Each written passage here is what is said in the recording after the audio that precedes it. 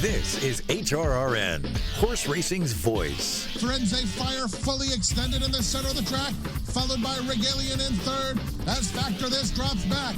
7 Trumpets, resilient. Firenze Fire chasing as hard as he can, and he's now coming at him. Firenze Fire gradually getting to 7 Trumpets. Here is the line. Firenze Fire wins the Jerome. There's an eighth of a mile to go in the Mucho Macho Man and Sonic Mule. Dead game inside. State of Honor won't go away. He's right there on the outside. What a horse race. State of Honor. Sonic Mule. Sonic Mule. State of Honor. Sonic Mule. Gamest of all. Welcome to the Equine Forum, presented by TwinSpires. Will take charge on the outside. Texas Fling, a tough customer. Always in it. Tiz is next. Stormy Holiday has surfaced from well behind. It is Texas Fling on the inside of Will Take Charge. Head and head. Always in it. Tiz chasing. Here's the line. Will Take Charge. Upsets him in the Smarty Jones. Heading to the final furlong of the Kentucky Derby. Final Gambit and Baeza trying to close in late. Sovereignty has taken the lead. Journalism has to fight back. Journalism has lost the lead to Sovereignty. It's time for the Royal Blue to don some red. Sovereignty wins the Derby. Now here's Mike Penna. So good to have Sovereignty back here in 2026, and so good to have all of you back with me for the new year. Good morning once again, everyone. Mike Penna, Baron of the Backstretch, welcoming you to the show that launched a network and wishing everyone throughout HRN Nation a very happy and healthy new year. This, of course, is the Equine Forum, and all presented by our friends at TwinSpires, and all right here on the Horse Racing Radio Network. As always, you are listening on Sirius 162, XM 207, our affiliates in Lexington, Louisville, and across the country, streaming worldwide and podcast on our website, horseracingradio.net, or wherever you listen to your podcasts. With the calendar now flipping to 2026, today's show marks the beginning of the 23rd season of HRRN. And that longevity isn't possible without all of you who tune into this show and all of our shows every week and support our programs through your generosity as our sponsors. And so many of you have been with us for all of those 23 seasons.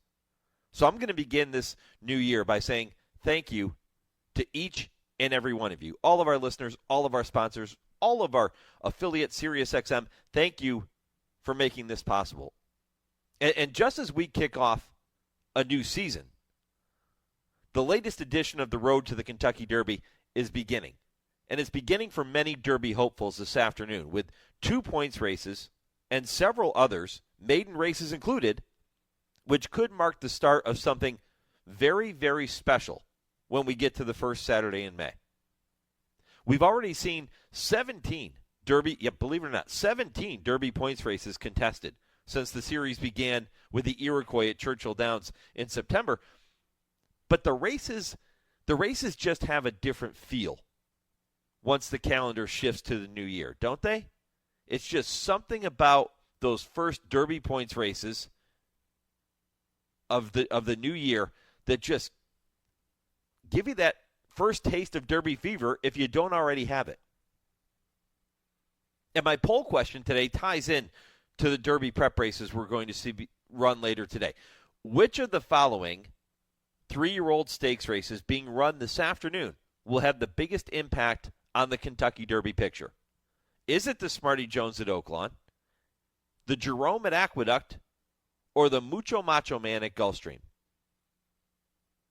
Which of those 3-year-old stakes races being run this afternoon will have the biggest impact on the Kentucky Derby picture? I think if you're looking historically at those regions, you could say, okay, well, the Gulfstream, the South Florida road to the Kentucky Derby that ends up with the Florida Derby, that's been the kingpin. And I know you can look at races like the Bluegrass at Keeneland, and you can look at the Wood Memorial at Aqueduct, which have incredible history. But recent history favors Gulfstream Park in this conversation. The Smarty Jones and Oaklawn have given us some incredible Kentucky Derby runners. And I'm talking about the Oaklawn Road to the Breeders' Cup, which will conclude with the Arkansas Derby. But I want to know, when you look at these fields and you size up the horses that are in there, first of all, Brad Cox front and center, right? He's going to have likely favorites in all three of those races, and maybe the favorite in each of those races. Maybe I'm better off asking which trainer most likely to come out of these races and have an impact. If you do that, you're talking Brad Cox for sure.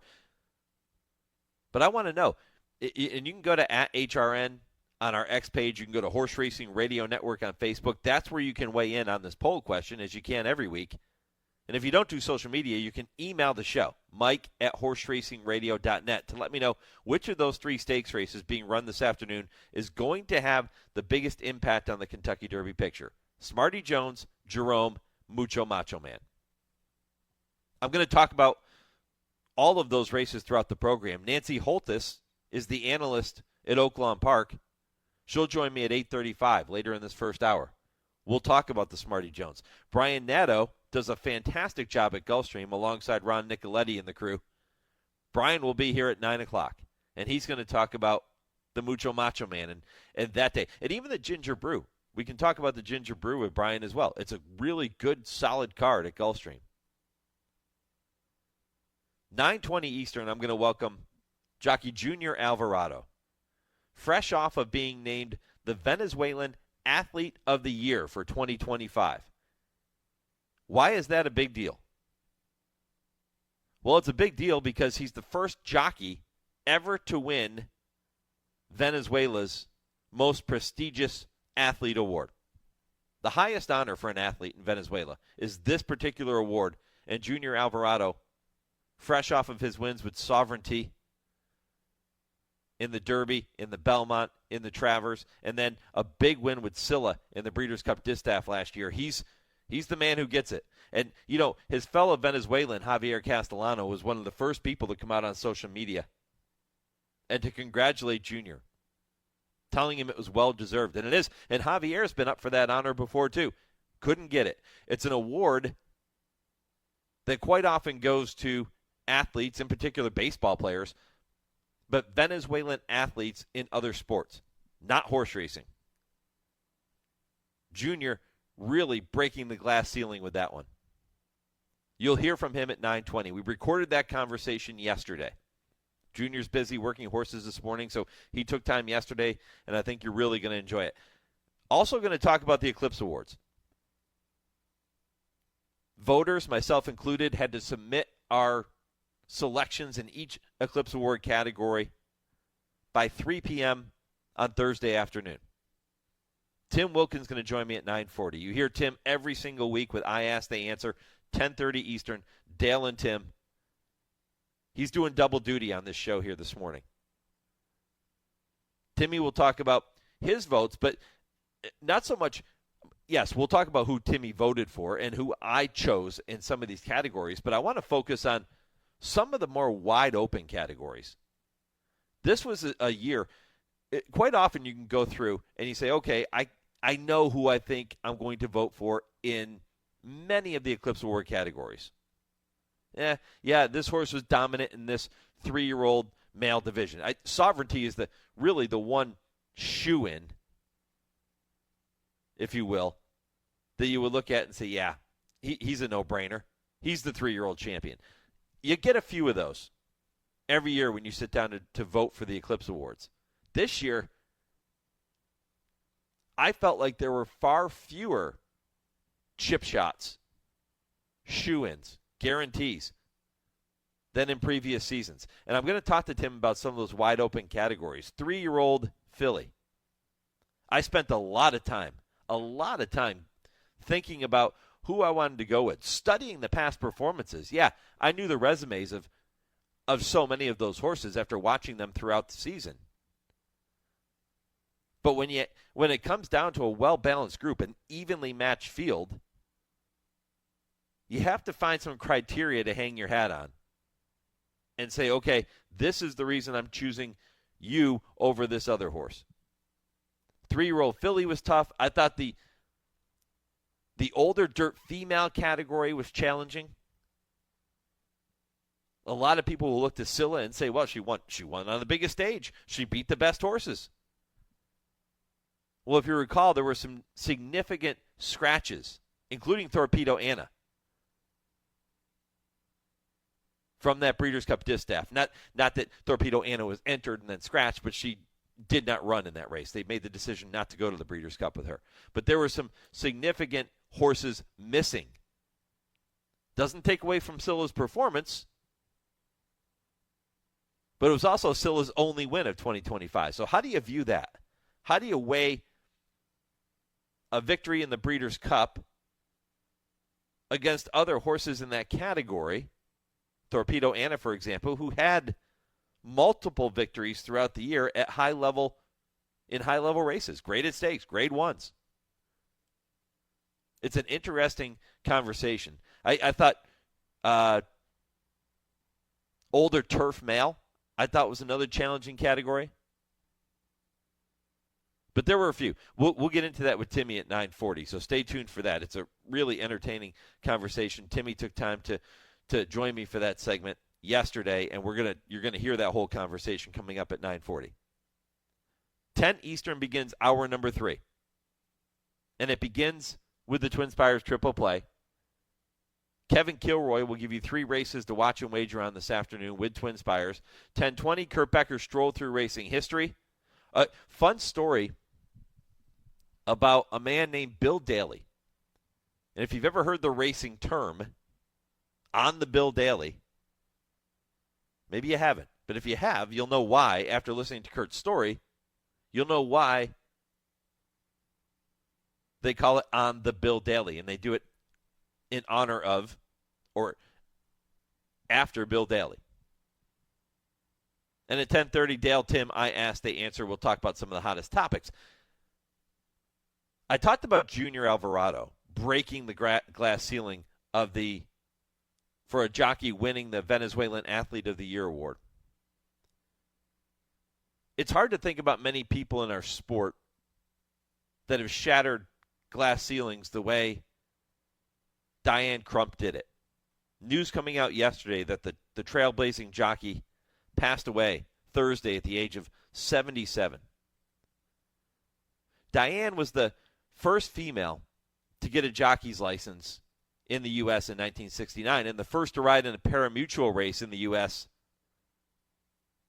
on February 7th, 1969 at Hialeah. 4 male jockeys, 4, gave up their mounts in that race as a form of protest, and Diane had a police escort to the paddock that day. The following year, she becomes the first female jockey to ride in the Kentucky Derby, finishing 15th aboard Fathom. That was on May 2nd, 1970. And you might recall that she actually won the first race on the card at Churchill Downs that day, taking a maiden special weight with a horse named Right Sean. Coming up after this first break in just a few minutes, you're going to hear from former jockey and longtime NBC analyst Donna Brothers.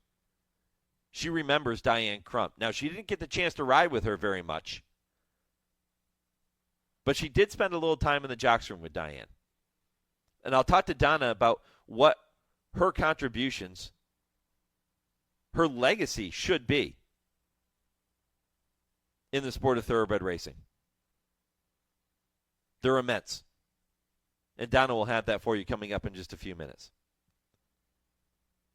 This is also a show, not only do we begin a new season, a new year, here on January 3rd, but we welcome one of our sponsors back to the fold. Last year, you got to meet the folks involved with Mojo Racing.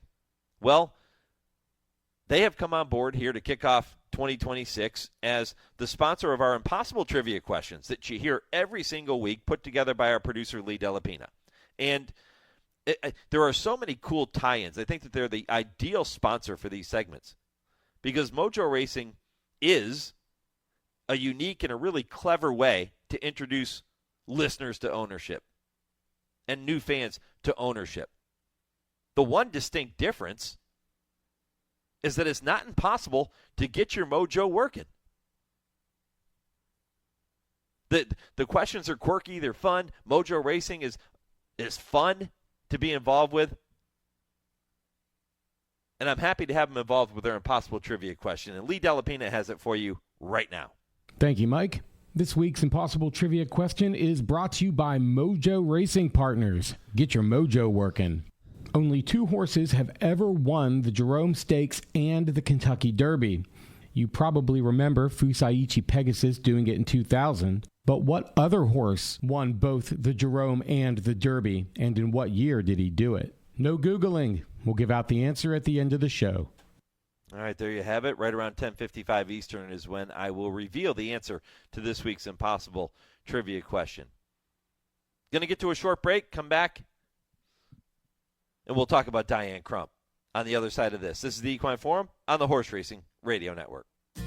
Race to TwinSpires, where you can unlock a $25 risk-free bet. Just use the code HRRN25 when you sign up. And if your first bet doesn't win, TwinSpires will refund your account up to $25. Wagering on the app is fast with free past performances, insider picks, and power plays every day you wager. TwinSpires. Download the app today to earn your $25 risk-free bet. Void where prohibited. For terms and conditions, visit TwinSpires.com. Must be 18 or older, 21 and older where applicable. For help with a gambling problem, call 1-800-GAMBLER. Coolmore Stallion Corniche, a $1.5 million OBS April sale topper by Quality Road and a 2-time Grade 1 winner. But it's Corniche. He's just too good. Corniche wins the Breeders' Cup Juvenile. Voted champion 2-year-old male following his win in the Breeders' Cup Juvenile, it's no surprise his 72 yearlings sold for an average of over $170,000, with a top-price colt of $725,000 and a top-price filly of $525,000. Corniche standing for only $15,000 at Coolmore's Ashford Stud.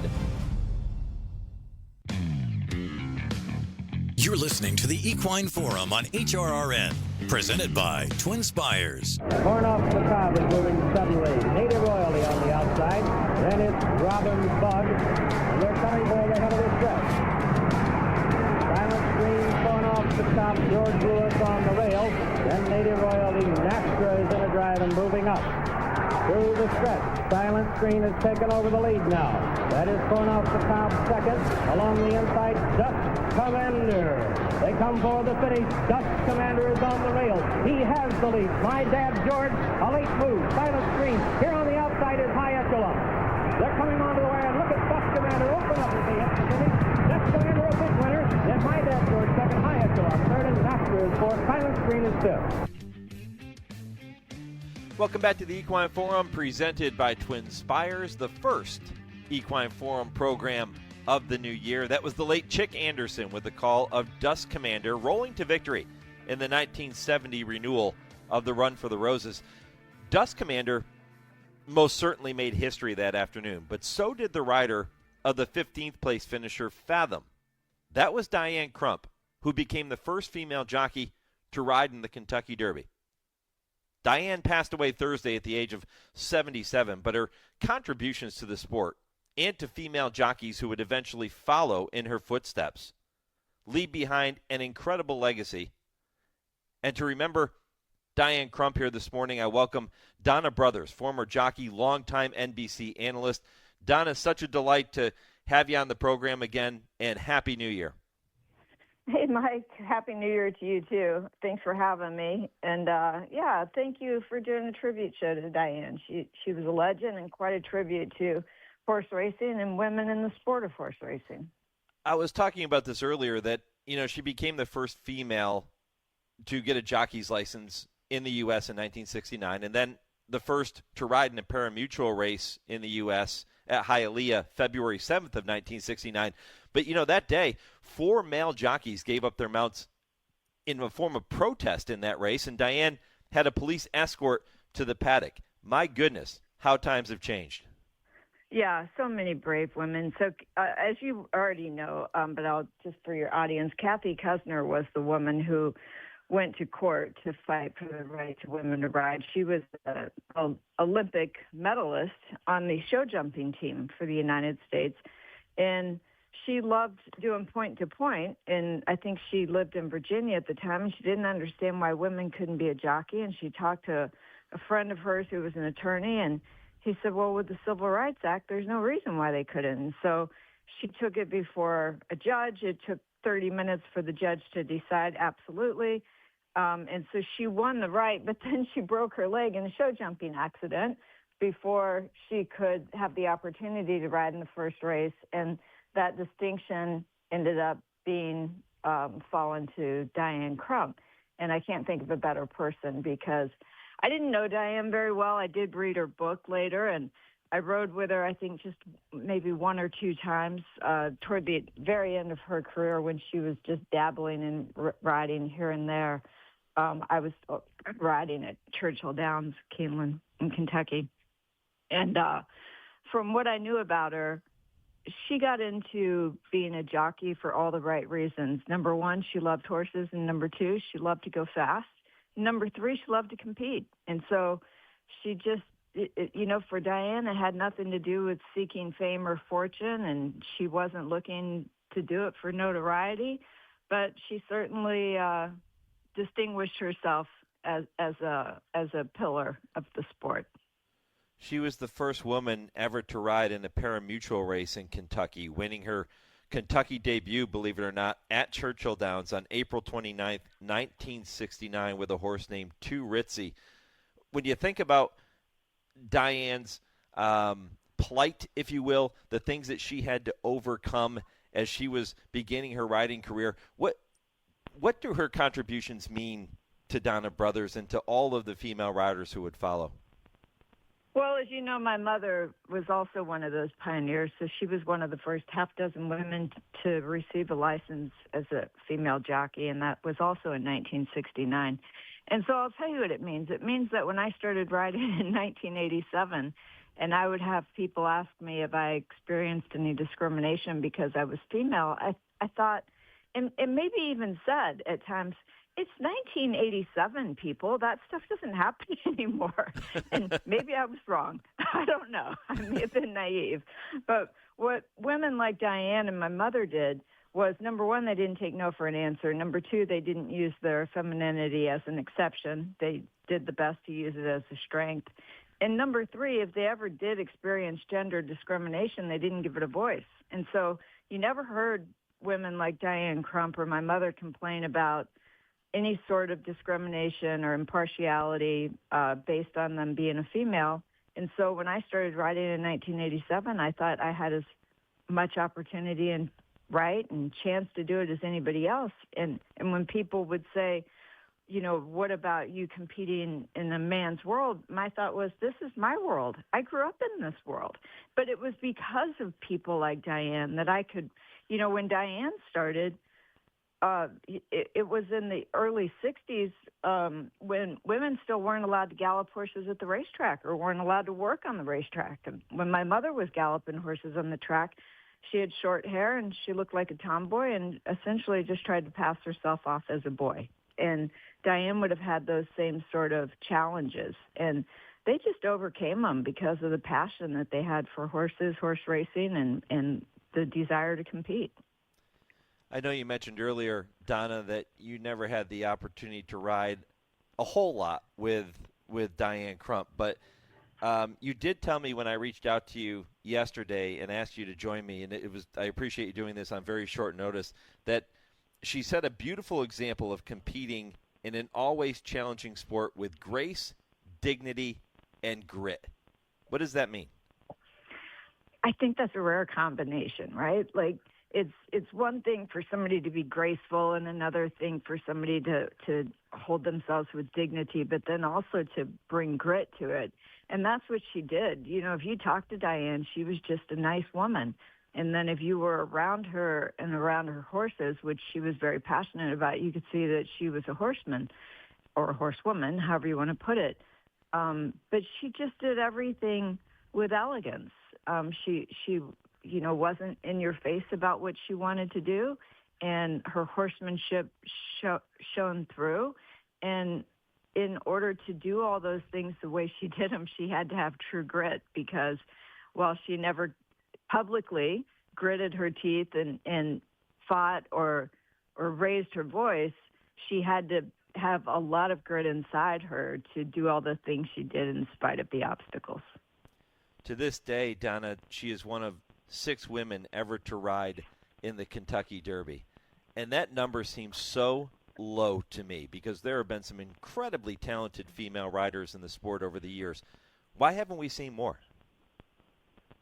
Oh, I don't know. That's a great question. So I will say I think one of the reasons why we don't see more female riders right now is because we don't live in an agrarian society anymore. So whereas my mother and Diane grew up riding, you don't see that so much. And you also don't see a lot of boys who are born in the United States also coming up through the ranks because of that. So, whereas in a lot of the Latino countries, riding is something they grow up doing. And I think at the higher levels, if you do have young men or women who grow up riding, it's typically because they come from a good family and they have means and they're expected to go to college and finish college before they make any bold decisions about their career. And if they're smart, they don't become a jockey, right? and so it's really hard for every jockey to make it to the Kentucky Derby, for every jockey. And so I think a lot is made of the fact that we've seen very few females, but I think if you go back and look at the percentages of overall jockeys who've made it to the Kentucky Derby, that percentage is very, very low. And we probably don't even understand how low it is, right? Maybe never will be able to because this is a race that we see every year. And then you see names like John Velasquez and Mike Smith and Flavien Prat now and Irad Ortiz, who are Luis Saez maybe, who are going to have mounts year after year. But it's really hard to get to the top. And you have to get to the top to have those sorts of opportunities. Donna, the sport has certainly changed for the better since Diane broke that glass ceiling, if you will, and started riding races in 1969. And then you mentioned your mom and her legacy and how she followed in those footsteps and all of those brave women that blazed that trail. So the sport has changed significantly, and it's even changed since you started riding, as you said, in the 1980s. Is race riding significantly different today than it was back in those days? Well, it's cleaner, that's for sure. With all the camera angles that they have now, there's definitely you have to be a lot more careful. Yeah, I do think that it's cleaner. That's one. But number two, I do think it's more tactical. Angel Cordero came along, and he sort of changed the game as far as jockeys. You know, when I was a jockey, I had I guess the honor of I rode in Saratoga one summer, and I was over at Angel's house one day, and he was with some other people, and he was going through some replays, and he was talking about, the tactics of riding a race. And honestly, until then, I had never thought about race riding. I just thought that I rode races, right? And yeah. Angel really helped me to see it differently, and he has seen he has helped so many young riders to see it differently, including John Velasquez and Irad Ortiz, and those riders who go on to be mentors for other riders. Mike Smith has been that way for a long time, but he got a lot of that from Angel also. And so I think Angel is the main impetus or catalyst for how people went from being jockeys to race riders, but I also think it's a lot cleaner. There was certainly a lot of race riding happening back in the 1930s and 1920s when the camera angles were terrible and people could get away with stuff that they could then later deny. What are some of the most significant differences between a jockey and a race rider? I think a jockey is doing everything that they can to understand their horse and to do what their horse needs and to understand the complexion of the race and understand their horse's style and where that fits into the complexion of a race. And that's good.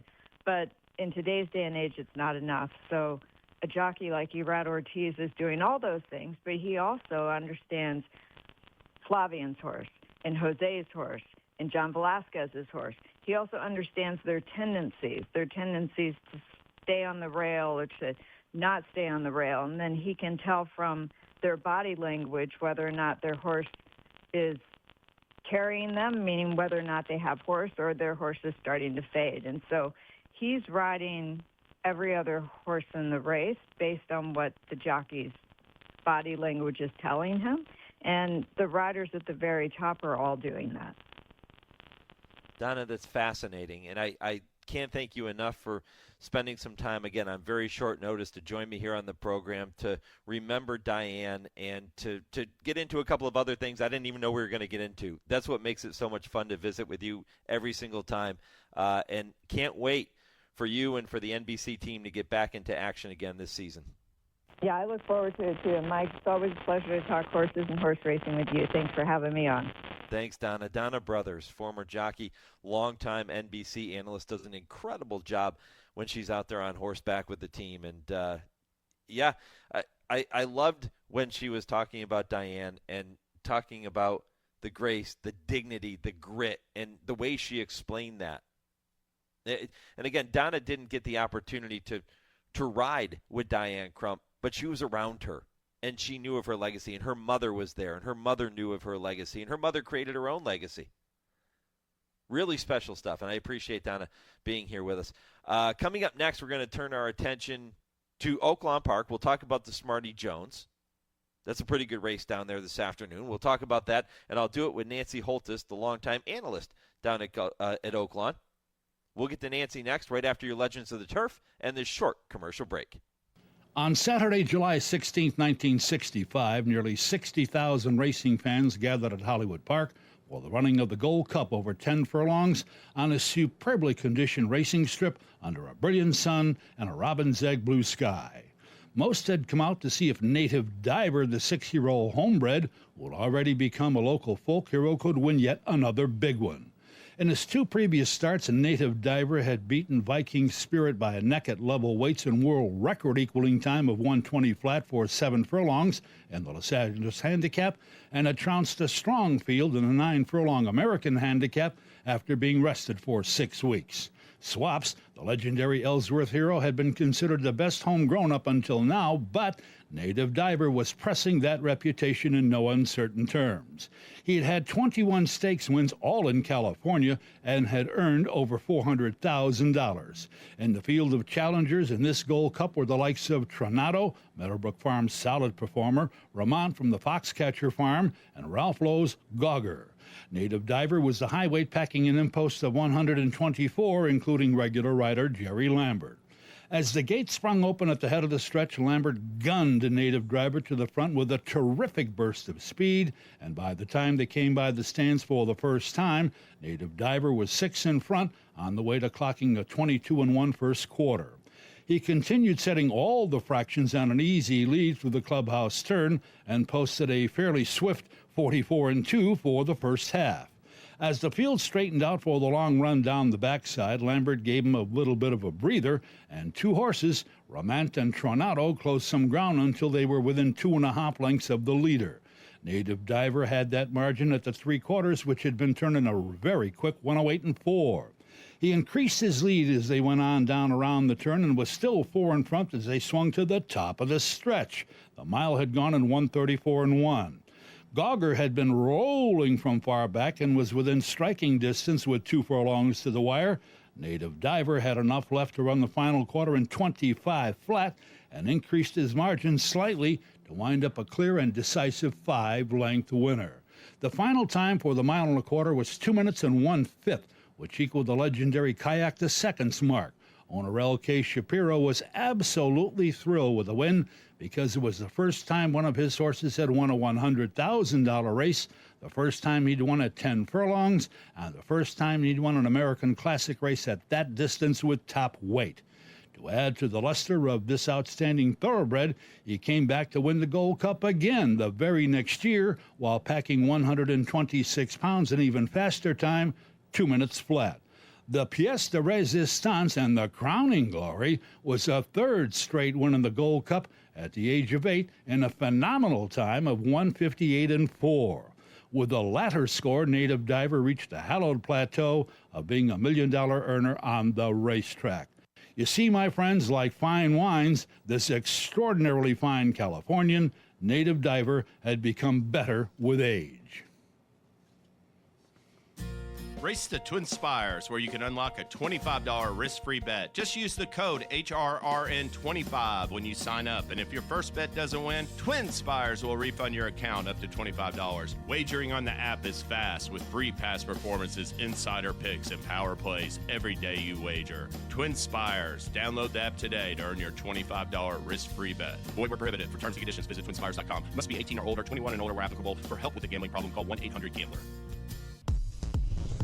It's time now to shine the spotlight on the Darley Taking the Reins Performer of the Week. Nisos and Nevada Beach and a Lafitte Pink Eye Junior Thriller.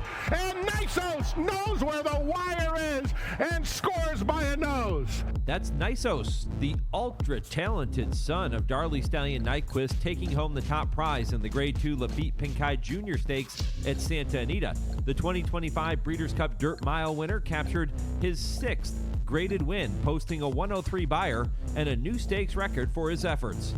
And that makes Nisos your Darley Taking the Reins Performer of the Week. Darley Stallion Nyquist. Nisos was stakes winner number 3 over the weekend for Nyquist, as Kingsbridge won the Grade 3 Mr. Prospector at Gulfstream and Montador won the Woodchopper at Fairgrounds. Learn more about Nyquist and all the Darley Stallions by visiting DarleyAmerica.com. You're listening to the Equine Forum on HRRN, presented by TwinSpires. Lionheart turns for home, and undefeated Smarty Jones comes wide off the turn, and these two hook up at the top of the stretch. Lionheart is all heart, Smarty Jones is all out, and those two deadlocked at the 8th pole, and Smarty Jones is rose to the lead by journeyman jockey Stuart Elliott, and they have taken the lead away from Lionheart. Farther back, it's Limehouse and Imperialism, and here is the first undefeated winner of the Kentucky Derby since Seattle Slew in 1977. Smarty Jones has done it.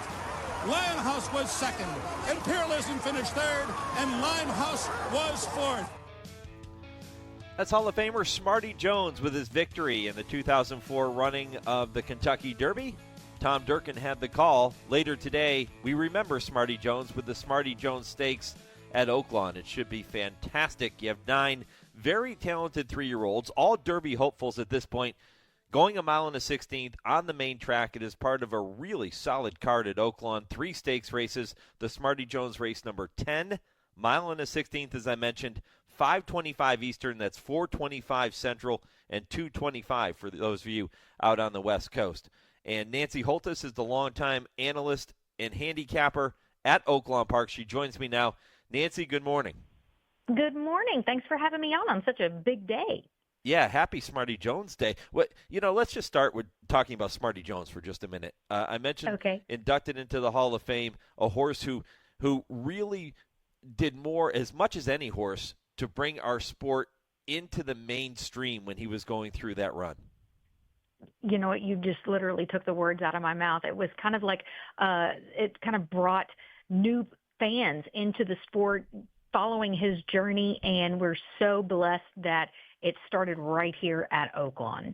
Yeah, and that Oaklawn road to the Kentucky Derby will conclude with the Arkansas Derby later this season. But this is, I described this earlier, and I'm curious to know if you agree. This is just step 1, right? So these are horses that, they're all Derby hopefuls at this point, but this is the first step, and they're hoping to be able to peak when they get to the Arkansas Derby, and then hopefully the first Saturday in May. Yeah, 100%. We have a field of 9 in here, and, like you said, that's the first step. There's only one in the field that already has qualifying points, and, this is kind of a make or break to the decision of to continue on the trail, or we go back to allowance company. Yep. Yeah, it's exactly what it is. Let's talk about the field. Tell me about some of the main storylines, some of the main contenders. Well, an interesting storyline to start it off is the owners of Universe 4G Racing. If you remember, they campaigned Mystic Dan with Kenny McPeak. So it could be very much a deja vu moment for them in the paddock. But a lot of horses don't have recency, which is going to be interesting. We're going to have to see how they're going to handle the track today. And if you've watched Oaklawn the last couple of days, if you're not in the lead at the top of the stretch, you're not going to be able to make up ground. So that speed really is seeming to hold. Universe will break from the inside post position, 3-1 on the morning line. Going a mile and a 16th at Oaklawn, the inside post, is it a detriment, or is it something horses, if they have enough ability, they can overcome it? Well, I think if a horse is good enough, they can overcome a lot of obstacles. So it's interesting that Kenny McPeek actually bookends the Smarty Jones field. Universe on the inside, Sleeping on Freedom on the outside. But I think if it was a mile, it might be a little more of a concern, but a mile and a 16th, it's going to be interesting getting that traffic going into the first turn. But I think if some of these horses can get in a good position, don't give them too much to do, they're going to shine or they're going to be dull. Ken McPeek certainly in the spotlight, as is Brad Cox, and he always seems to be in the spotlight in these big races, as does Kenny. But Brad Cox sends out Rancho Santa Fe 5-2 on the morning line, undefeated, but this is a big test. Oh, it's certainly a big test. And like you said, this is make or break time. It's a Gary and Mary West homebred, but does have some really nice races under the belt, going 2 turns, and is also half to grade 3 winner heroic move. So just trying to stay undefeated, but it's certainly going to be a task for him to do so. Nancy, how do you see this race unfolding? Well, I think you're going to see some good horses in position early. Baytown Dreamer, who's a big price, breaks very well out of the gate, so could get in a nice position going into that first turn. Also, Starship, who is a Louisiana bred and is going to test open company for the first time today, has speed going around a sprint, but maybe on the stretch out it might be a little different. But I think down the backside we're going to see maybe Boca Beach Club from Jimmy DeVito, who was second in our Advent, get into good position. And also Silent Tactic, who is very well versed at 2 turns, going a mile and a 16th. But we'll have to see if that Woodbine form transitions over to Oaklawn form. Yeah, racing on the synthetic at Woodbine, now coming to a dirt surface at Oaklawn Park. Do you see horses from Woodbine coming to Oaklawn, making that move very often? Not as much. There was a trainer who's now retired, Norm McKnight, who his whole string had Woodbine form on it, and we've seen a couple of Cassie horses from Woodbine come down to compete at Oaklawn, and that form hasn't transitioned yet, but maybe once they get a few dirt starts under their belt, they look to move forward. How many, well, that's not a fair question, but do you see this race as, we mentioned it being step number 1. It's just the start for a lot of these horses as they make their way toward what they hope will end in a position in the starting gate on the first Saturday in May. But how many of these horses do you look at and say, yep, legitimate Kentucky Derby contender? Well, I don't know if we're actually going to see it in the Smarty Jones as much as we are going to see it in the Southwest when we come back for our classic meet. I think this is maybe dipping your toe in the pool, so to speak, instead of jumping into the deep end. But this is a good start to figure out who the 3-year-olds that are going to stand out. And if they are going to be prominent, I do think we're going to see them today show up. Which horse, Nancy, do you think walks away with the top prize in the Smarty Jones? Well, I'm actually going to go with Universe on top. I like Joel Rosario in the irons. It's interesting that Brian Hernandez, who is pretty much the call guy for Kenny McPeek, takes the mount on Sleeping on Freedom, who he rode to an allowance win last out. But I think Universe, I like the connections, multiple graded stakes placed, so has really been competing at the top level already. Yeah, Universe looks like he could be a handful, especially if he overcomes that inside post position. If you're looking a little deeper, for those who like to play exactas and trifectas, what other horses have the look of contenders in here?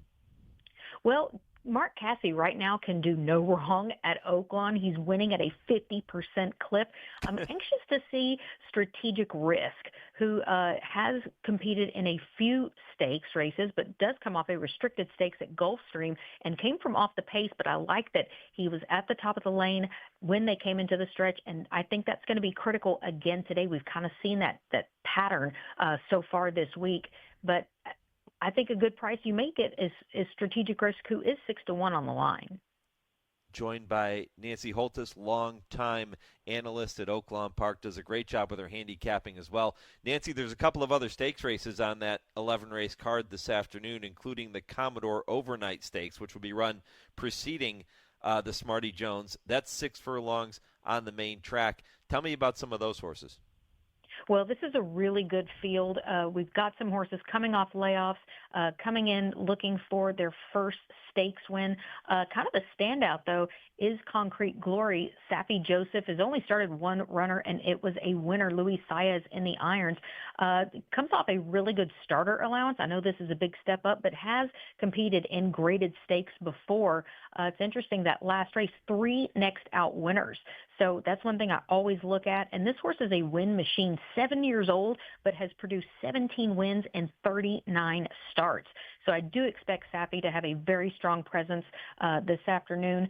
But Norm Cassie, Mark's son, actually has a decent contender in the number 3, Echo Again, who comes off a very nice victory at Churchill. It was over the mud, but that race, again, producing some next out winners. So I really like these overnight stakes. We've had one or a stakes race every day of our holiday meet. So we really get to see dominant horses compete on the program. So it's pretty cool that somebody is going to be a new stakes winner today. Yeah, it is really cool. I'll call it the third stakes race since we're talking about them in this order, but it's actually the first stakes race that's going to be run at Oaklawn this afternoon. It's early on the card. Race number 4, post time of 1:28 Central, so 2:28 Eastern, 6 furlongs. It's the Renaissance Stakes with a purse of $150,000. Tell me more about the Renaissance. Well, it's interesting because it kind of looks like a 2-horse race on paper in the field of 6. Dirty Rich breaks on the inside, coming off of a win in the Advent Stakes and led from the bell, gets Ramon Vasquez back in the irons. That's Dirty Rich, has recency, but the class, I think, does land on Obliteration, who breaks from the outside, Joel Rosario in the irons for trainer Steve Asmussen. This horse is a graded stakes winner. Comes off the layoff, though, from the juvenile turf sprint. And Steve said, if there was a juvenile sprint on the dirt, this horse certainly would have been there. Steve won this running in 2023 with Valentine Candy. But Peter Miller, who has Dirty Rich, won this race last year with Kale's Angel. So it's a really cool setup for this race. But I think speed is certainly going to dominate. Nancy, you were talking earlier about the Southwest Stakes, which comes up on January 31st. Tell me a little bit more about some of the horses that could potentially be pointing for the Southwest and for the rest of the series. Well, obviously, if things go well today, some of these contenders from the Smarty Jones, I think for the Southwest, which, by the way, is $1 million this year. Unbelievable that we've got, a $1 million stakes that early in the season. But there's a horse that there's been a lot of buzz about, and that is Decode, who was a very impressive maiden winner. And very shortly after the win, Ray Ashford, the conditioner, said, we are pointing towards the Southwest. So it's interesting that, that might have been circled for quite a while, but we will celebrate the Southwest Stakes when we come back on our classic meet. So we are going to, after Sunday, take that 3-week break and come back. Hopefully, they're trying to predict the weather, which I don't know how that's going to go, because that typically is our worst time of year. But the forecast is supposed to be unseasonably warm in January, so I'm not exactly sure what's going to go on there. But there are probably, especially because it's $1 million, we'll get more out-of-town participation as opposed to what's stable with us here at Oaklawn, I think, for the Southwest. Nancy, what do you do for those 3 weeks? You go find a beach to lay on somewhere, or do you start poring over past performances at other racetracks? How do you spend it? Well, it's interesting. I actually go back down in the marketing department and work with an amazing team, and we'll be producing some more content that we're able to show during the commercials at the races. But, yeah, I think it's going to be an interesting break. Probably more people will maybe ship down to Fairgrounds, or Will Rogers is opening sooner as well. So, yeah, it's going to kind of be we're going to be twiddling our thumbs for 3 weeks, but it's going to be super exciting to come back. Well, it should be. Nancy, I always appreciate the visit, and Happy New Year to you, to your family, and to everybody down there at Oaklawn Park. Enjoy the Smarty Jones Stakes and enjoy your little bit of a break, and I know things will heat up as soon as you get back. Absolutely. Thanks so much for having me on. Good luck today. Appreciate it. Nancy Holthus here on HRRN.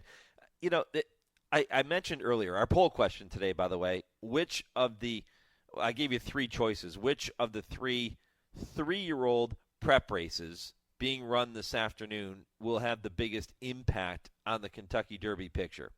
And you have three choices. You have the Smarty Jones, which we just talked about. You have the Jerome Stakes at Aqueduct, and then the Mucho Macho Man, which is, by the way, the only race in that trifecta that is not a points race for the Kentucky Derby. The Smarty Jones, the Jerome, both worth 10 points to the winner. The Mucho Macho Man not included in the series. So far, 64% of you are siding with the Smarty Jones, saying that's the race that is going to produce a horse that will have the biggest impact on the Derby picture. You can go to @HRRN on X, Horse Racing Radio Network on Facebook, or you can email the show if you don't do social media, Mike@horseracingradio.net, and let me know which of those three races you see having the biggest impact. And this is probably right. I felt like it was going to come down to the Smarty Jones or the Mucho Macho Man. The Jerome, smaller field, not that race can't produce a top Kentucky Derby contender or a horse that will make some noise along the road to the Kentucky Derby, but the other two seem to have more highly accomplished runners at this point. And as we mentioned, step one, that's what this is today. And I know you can say, wait a minute, there have been 17 Derby points races run already. Last year, the series started in September, Barron. So how can you say it's step one? Well, it feels different here. Yes, those horses began their road to the Kentucky Derby last year, but when you get to the new year and you start looking at the different series put together for 3-year-olds at various racetracks, Oaklawn, Gulfstream, Aqueduct, even Santa Anita, this is the time of year when connections say, okay, let's see how our horse has developed from 2 to 3. Have they matured physically? Have they matured mentally? Can we catch up to a horse like Ted Noffey, who is the undisputed leader in this division? And by the way, I mentioned earlier, Tim Wilkin is going to join me coming up hour number 2, and we're going to talk about our Eclipse Award votes and some of the categories we found most challenging. The 2-year-old male category, that was not challenging. Ted Noffey is going to walk away with that. Maybe even unanimously. I don't know how you vote against Ted Noffey. Same thing with Sovereignty. He is going to walk away with the top 3-year-old title. Everything else, to me, pretty wide open. And you'll hear more of that conversation coming up in the second half of the program. When I come back, I'll get you ready for hour number 2 and tell you what's ahead in hour number 3. This is the Equine Forum on the Horse Racing Radio Network. Woodford Feed, where tradition merges with technology. Family owned since 1940 and providing exceptional customer service, Woodford Feed specializes in the highest quality feed, using only the finest ingredients to ensure optimal nutrition for your horses. In addition, Woodford Feed can help with all your farm needs, including field seed, fertilizer, and weed control. So whether your horse is sprinting around the racetrack or has a foal by her side, count on Woodford Feed to provide the quality nutrition necessary to perform at the highest level. Woodford Feed, Versailles, Kentucky. Dear Vet Ticks, it was nice to spend the night with my daughter and other veterans. It's so humbling to attend an event when you feel appreciated. I had a wonderful time with my family. Thank you for the memories, Vet Ticks. Dear Vet Ticks, thank you for a great experience and for your support of the military and veterans. Thank you so much, Vet Ticks. Our family has gone through a lot the last few years, and this gave us a nice break. Every empty seat at a concert, game, or special event is a missed opportunity to say thank you to a veteran or a service member. By giving your extra tickets to Vet Ticks, you'll help America's heroes reduce stress, strengthen family bonds, and create a truly happy memory that will last a lifetime. So when you really want to say thank you for your service, give the experience, give the memory. Vet Ticks. Give something to those who gave. For more information on how you can make a difference, go to vettix.org. James Brown and Bill Cowher welcoming you back to Dennis Melvin's house. It's time for the Midnight Snack Run. This is one tricky obstacle course. Sticking to healthy habits in this kitchen is going to take focus and determination, but it can be done, JB. He's already entered the snack part of the course, and he's eyeballing a jar of chocolatey candy. That is tempting right off the start. Uh-oh, he's reaching, Bill, but he pushes it away. Great stiff arm. He's approaching a plate of delicious-looking iced cookies. Oh, Dennis, you only want one of those. He blows right by him for the apple. Oh, the fridge. It's make or break time, JB. He stares down some rich-looking treats. Uh-oh, looks like he's headed for the soda. Wait, he jukes left, grabs the water bottle, and shuts the door with his elbow in record time. Unbelievable move. I gotta see that again. And he's out. He even turned off the light. That's the way you execute a midnight snack run. Stand Up to Cancer and Rally want you to reduce your risk for cancer. Go to takeahealthystand.org. Thursday evenings, 6 to 7 p.m. Eastern, is the Brisnet.com call-in show. It's your chance to call in and let the Horse Racing Radio Nation know what's on your mind. Call us at 888-966-HRRN. That's 888-966-4776. And discuss the topics you choose in the world of thoroughbred racing. The Brisnet.com call-in show. Sirius 162, XM 207, and streaming live at horseracingradio.net. You're listening to the Equine Forum on HRRN, presented by TwinSpires. And Commandment comes off cover now and tries to split the leader in Tagermine, but is in very tight. Commandment's in very tight indeed, but is trying to hold his own nonetheless. In fact, Commandment comes charging on through. Commandment is up for the lead at the 8th pole. Tagermine fights on. One Reward is back into 3rd. A ways back to Brave Force 4th. And Commandment, who overcome some anxious moments there, will score by 4 on the wire. Tagermine 2nd. One Reward was 3rd, and Blue Mountains from last to be 4th. That's Travis Stone with the call of Commandment, graduating from the maiden ranks November 1st at Churchill Downs. He returns this afternoon in the Mucho Macho Man Stakes at Gulfstream Park as the 7-5 morning line favorite for trainer Brad Cox under jockey Irad Ortiz Jr. Jaime Torres was aboard for that victory last time out, and it was impressive. Drew off to win by 5 1/4 lengths after having to bull his way through horses. A lot of maturity being shown by the son of Into Mischief after only 2 starts. We'll see if he continues that progression coming up later today. He'll have to overcome the inside post. Is that a big deal? We'll find out. But that's a really good race, and I can see it both ways. I can see if you're a fan of the Smarty Jones and you think that's the more powerful prep race at this point, or if you think the Mucho Macho Man might be. Continue to cast your votes at HRN on X, Horse Racing Radio Network on Facebook, or email the show, mike@horseracingradio.net. Which 3-year-old race? The Smarty Jones, the Mucho Macho Man, the Jerome, do you feel will have the biggest impact on the Derby picture here in 2026? Hey, if you're going to be traveling through central Kentucky, if you're going to be stopping at Keeneland for the January sale, as I know so many of you are, if you haven't done it yet, make your reservations right now for Tony's of Lexington. Well, maybe not right now because I don't think they're open yet, but give them a couple of hours. Then call them. Get your reservations. I'm telling you, greatest steak you have ever had anywhere. And if I'm wrong, you can email me and say, Baron, what are you thinking? But I promise you, you won't. I've had so many people over the past several years as we've been talking about Tony's send me a note and say, thank you for the recommendation. I took my family there. I took my clients there. We had a wonderful experience, and the food was exceptional. I'm a steak and potatoes guy. I tell you that all the time. You won't get a better steak than Tony's of Lexington. They're on Main Street, right behind Rupp Arena. Call now. Get your reservation, get in, and enjoy a fantastic meal and a great atmosphere with wonderful people and great service. All right, hour 2 going to kick off momentarily, and going to do that with Brian Nadeau.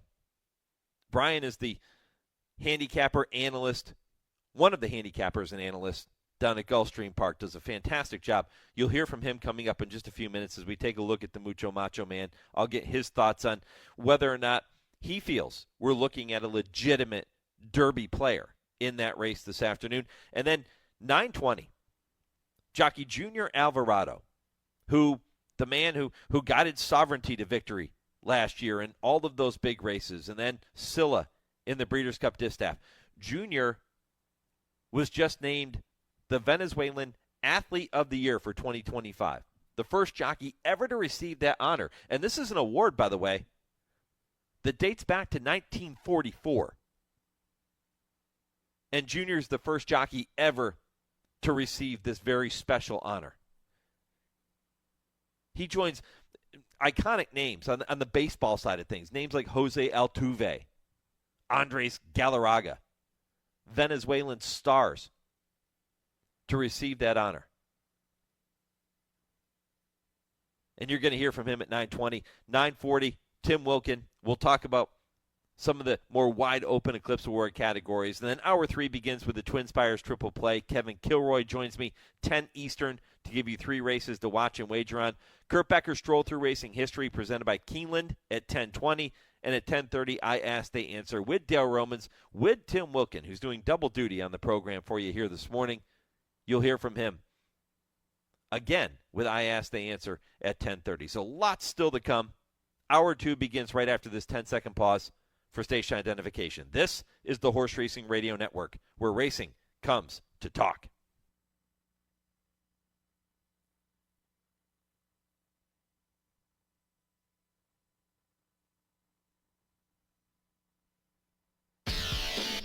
This is the Equine Forum, presented by TwinSpires.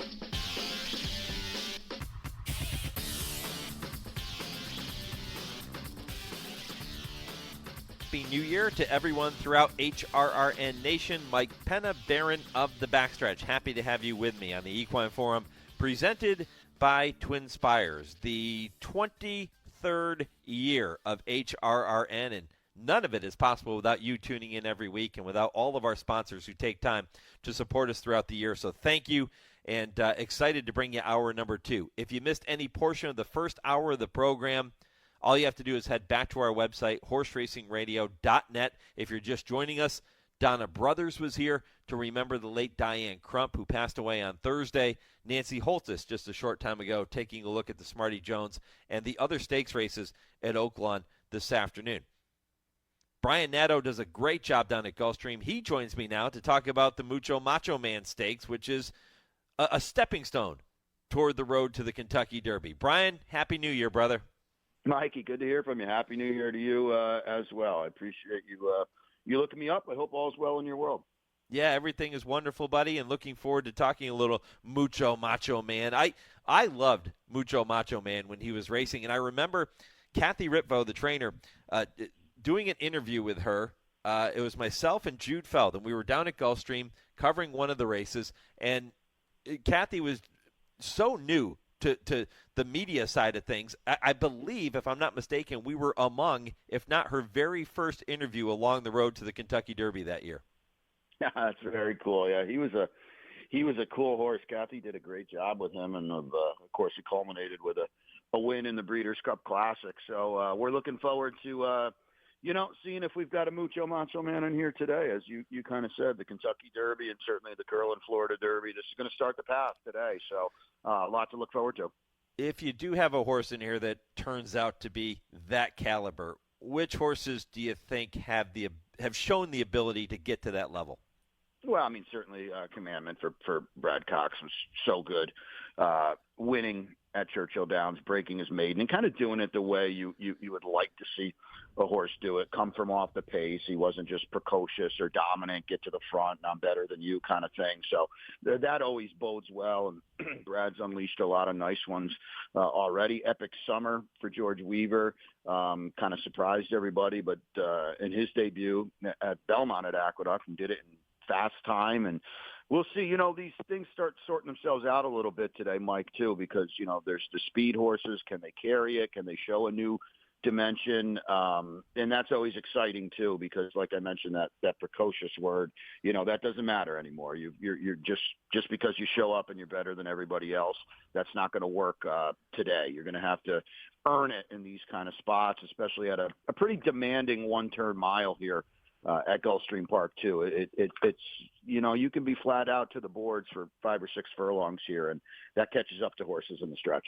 Yeah, I was going to bring that up to you. Yeah, a 1 mile race and a 1-turn mile at Gulfstream here in the Mucho Macho Man, which, by the way, is race number 10, post time 4:48 Eastern. Commandment, who you just talked about, he's the 7-5 morning line favorite. Brian, he has to break from the inside post. Is that a big deal going 1 mile at Gulfstream?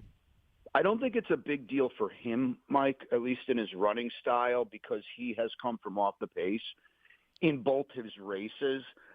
So I don't think it's much of a problem for him. And, of course, Irad's aboard, and, he's as good as there is, so he'll figure something out. But for these other horses like a Caborg or an Epic Summer, they're towards the inside, and they're probably going to be a little pot committed here to go early, because you want to get your position.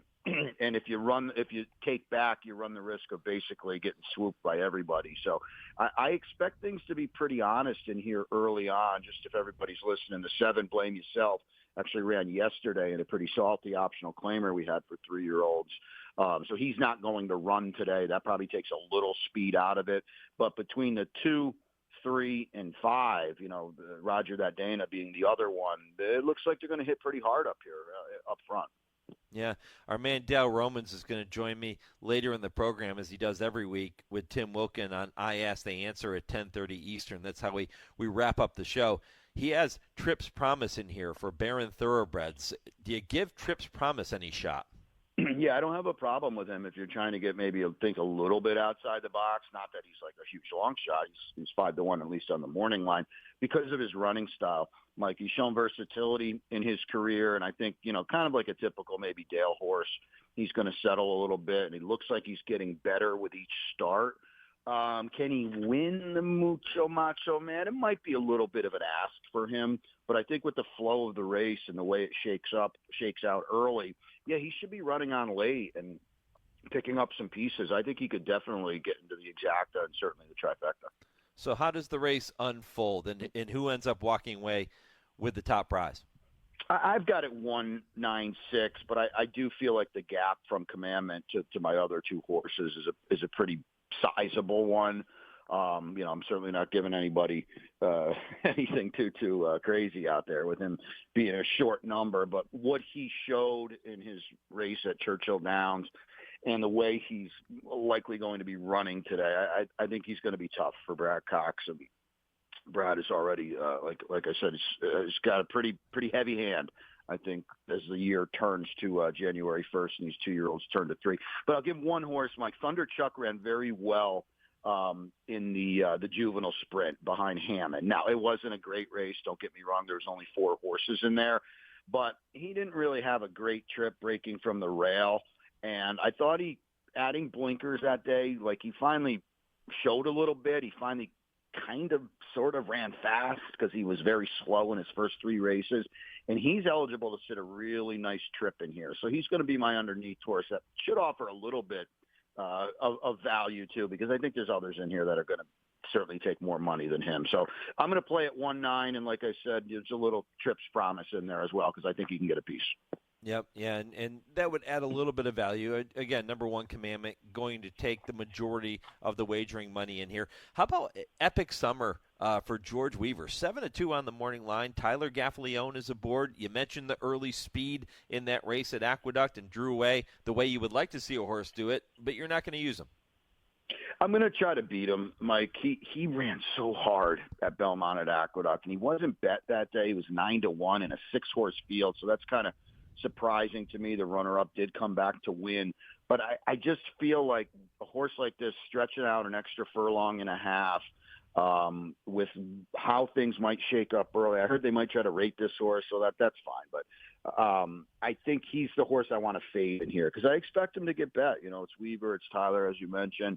He ran very fast in his debut, and he was impressive pulling clear late. You can't take anything away from him, especially what happened internally in the race when he's basically dueling for 4 furlongs and drawing clear. But this is a tough ask to do it now, facing winners and stretching out to a mile. So he's the horse I'm going to try to fade a little bit and get out of the exotics. Brian, I loved when you said, I think they're going to try and rate them in here, and that's fine if they do that.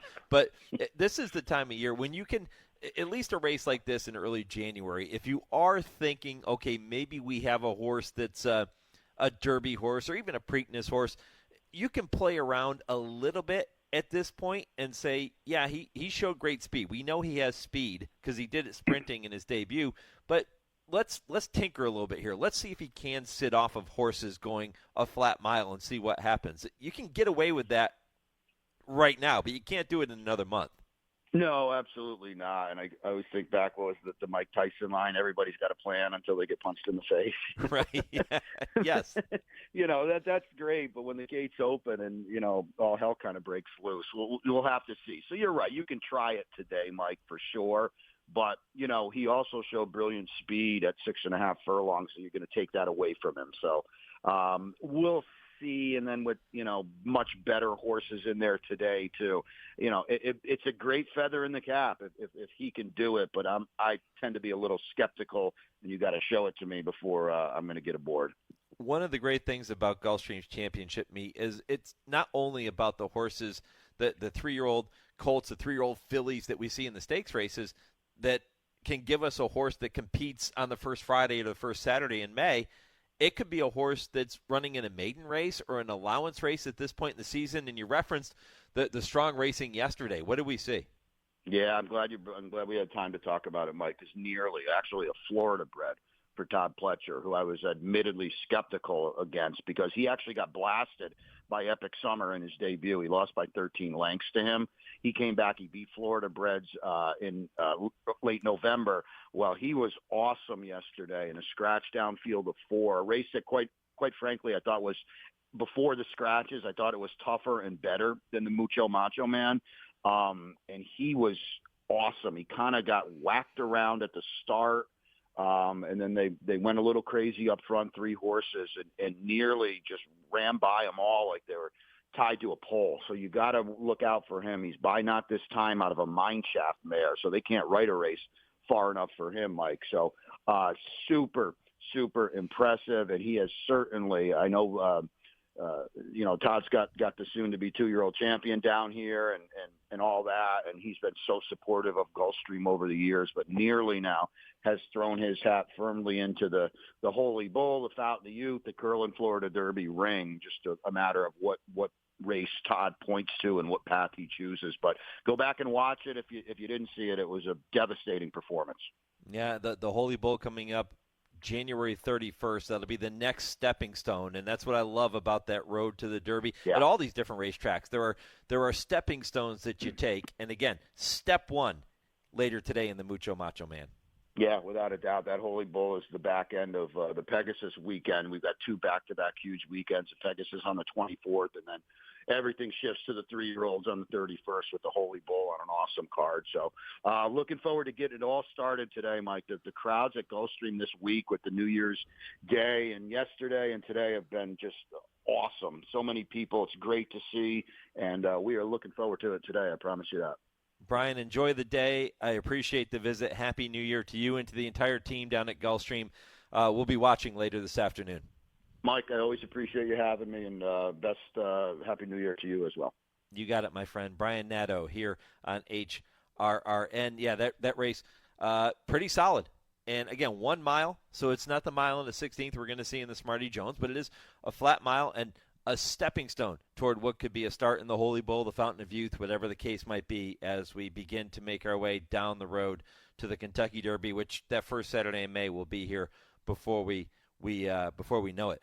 Time to update you. If you missed it at the beginning of the program, the Mojo Racing Impossible Trivia question for this morning, put together by our producer Lee Delapina. Here it is. Besides Fusaichi Pegasus, what horse won both the Jerome Stakes and the Kentucky Derby? Get your mojo working. See if you can figure out the answer to that one. And keep in mind, this is what makes this question so interesting. When Fusaichi Pegasus won the Jerome, it was after he won the Kentucky Derby. So same thing with the horse that's the answer to this. There's a little hint for you. But if you go to the Kentucky Derby media guide and you look for the Jerome Stakes as a Derby prep race to have produced a Kentucky Derby winner, you won't find it. Because Fupeg won the Derby obviously the first Saturday in May. The Jerome that year was run in September. Keep that in mind as you're trying to figure out the answer to our Mojo Racing Impossible Trivia question. The answer revealed at the end of the program right around 10:55 Eastern Time. Lots more to come here in the second hour of the program, including Jockey Junior Alvarado, who is set to join me next, the Venezuelan Athlete of the Year, the man who will be aboard Sovereignty once again in 2026, and then Tim Wilkin going to join me right around 9:40 Eastern or so. I think you're really going to enjoy that conversation as well as we take a look at some of the top stories involving the Eclipse Awards. All of that coming up here on the Horse Racing Radio Network.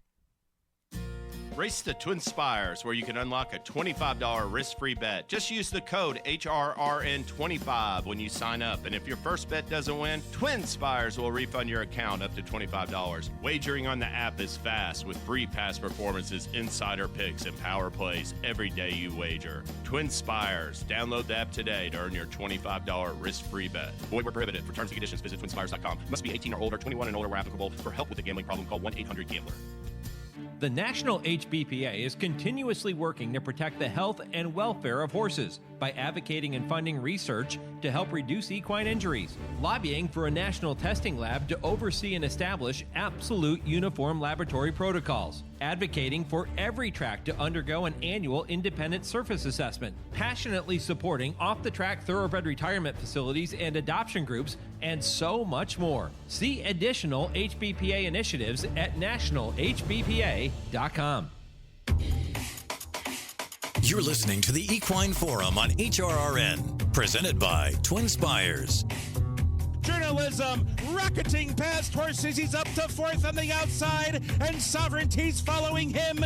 Don't forget Sandman. Final game, it goes to the far outside too. They're off the turn. Here comes Journalism. Here comes Sovereignty, and they square off, heading to the final furlong of the Kentucky Derby. Final Gambit and Baeza trying to close in late. Sovereignty has taken the lead. Journalism has to fight back. Journalism has lost the lead to Sovereignty. It's time for the Royal Blue to don some red. Sovereignty wins the Derby.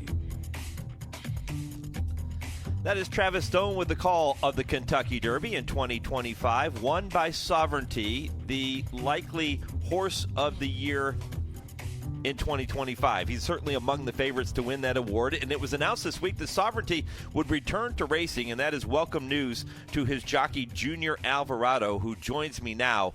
And Junior, I appreciate the visit, my friend. Hey, good morning, Mike. Well, thanks again for having me. It's always a pleasure. We're going to spend some time talking about Sovereignty and that run in 2025. But, Junior, this past week it was announced that you were named the Venezuelan Athlete of the Year for 2025. You are the first jockey ever to receive that honor. It's Venezuela's highest sporting honor, and you're the first one to do this since the award was created in 1944. So congratulations. Yeah, thanks, Mike. Yeah, it was a big honor. You know, I knew I was nominated. You know, I was going against a couple other, great athletes that have done great the past year too. So, since never a jockey I've ever won it before, I thought my chances were more slim, but just definitely being very honored. I think it was just not only like a win for me, it was just a win for horse racing in my country. It's very big in my country, horse racing, but I don't think, he hasn't, many people doesn't see him like a sport. They see him more like a gambling than a sport. So, I think it was like a huge win. And like I said, I know a lot of people were celebrating, the first jockey ever to, I was the first jockey ever to win this award. So it's really, really meaningful and really, prestigious for, something else to add to my career. What was the moment like when you received the news that you had won this award? I was getting a text from from somebody from Venezuela who's like he's like one of those people who elect, and decide and put the votes on it, and he said he wanted to have a word with me about like the award and all that, but I didn't know if he just wanted make a video or something to say something about it. And when he called me, it was just to give me the news that I was the winner. It was kind of like a unanimous decision.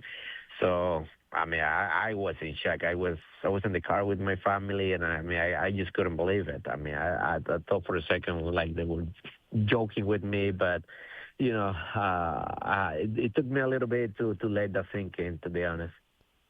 One of the first people to come out and congratulate you publicly, anyway, on social media was your fellow rider and fellow Venezuelan Hall of Famer Javier Castellano, and I thought that was just so cool. He's such a classy guy, much like yourself, and I love seeing him come right out and say, hey, congratulations, well deserved.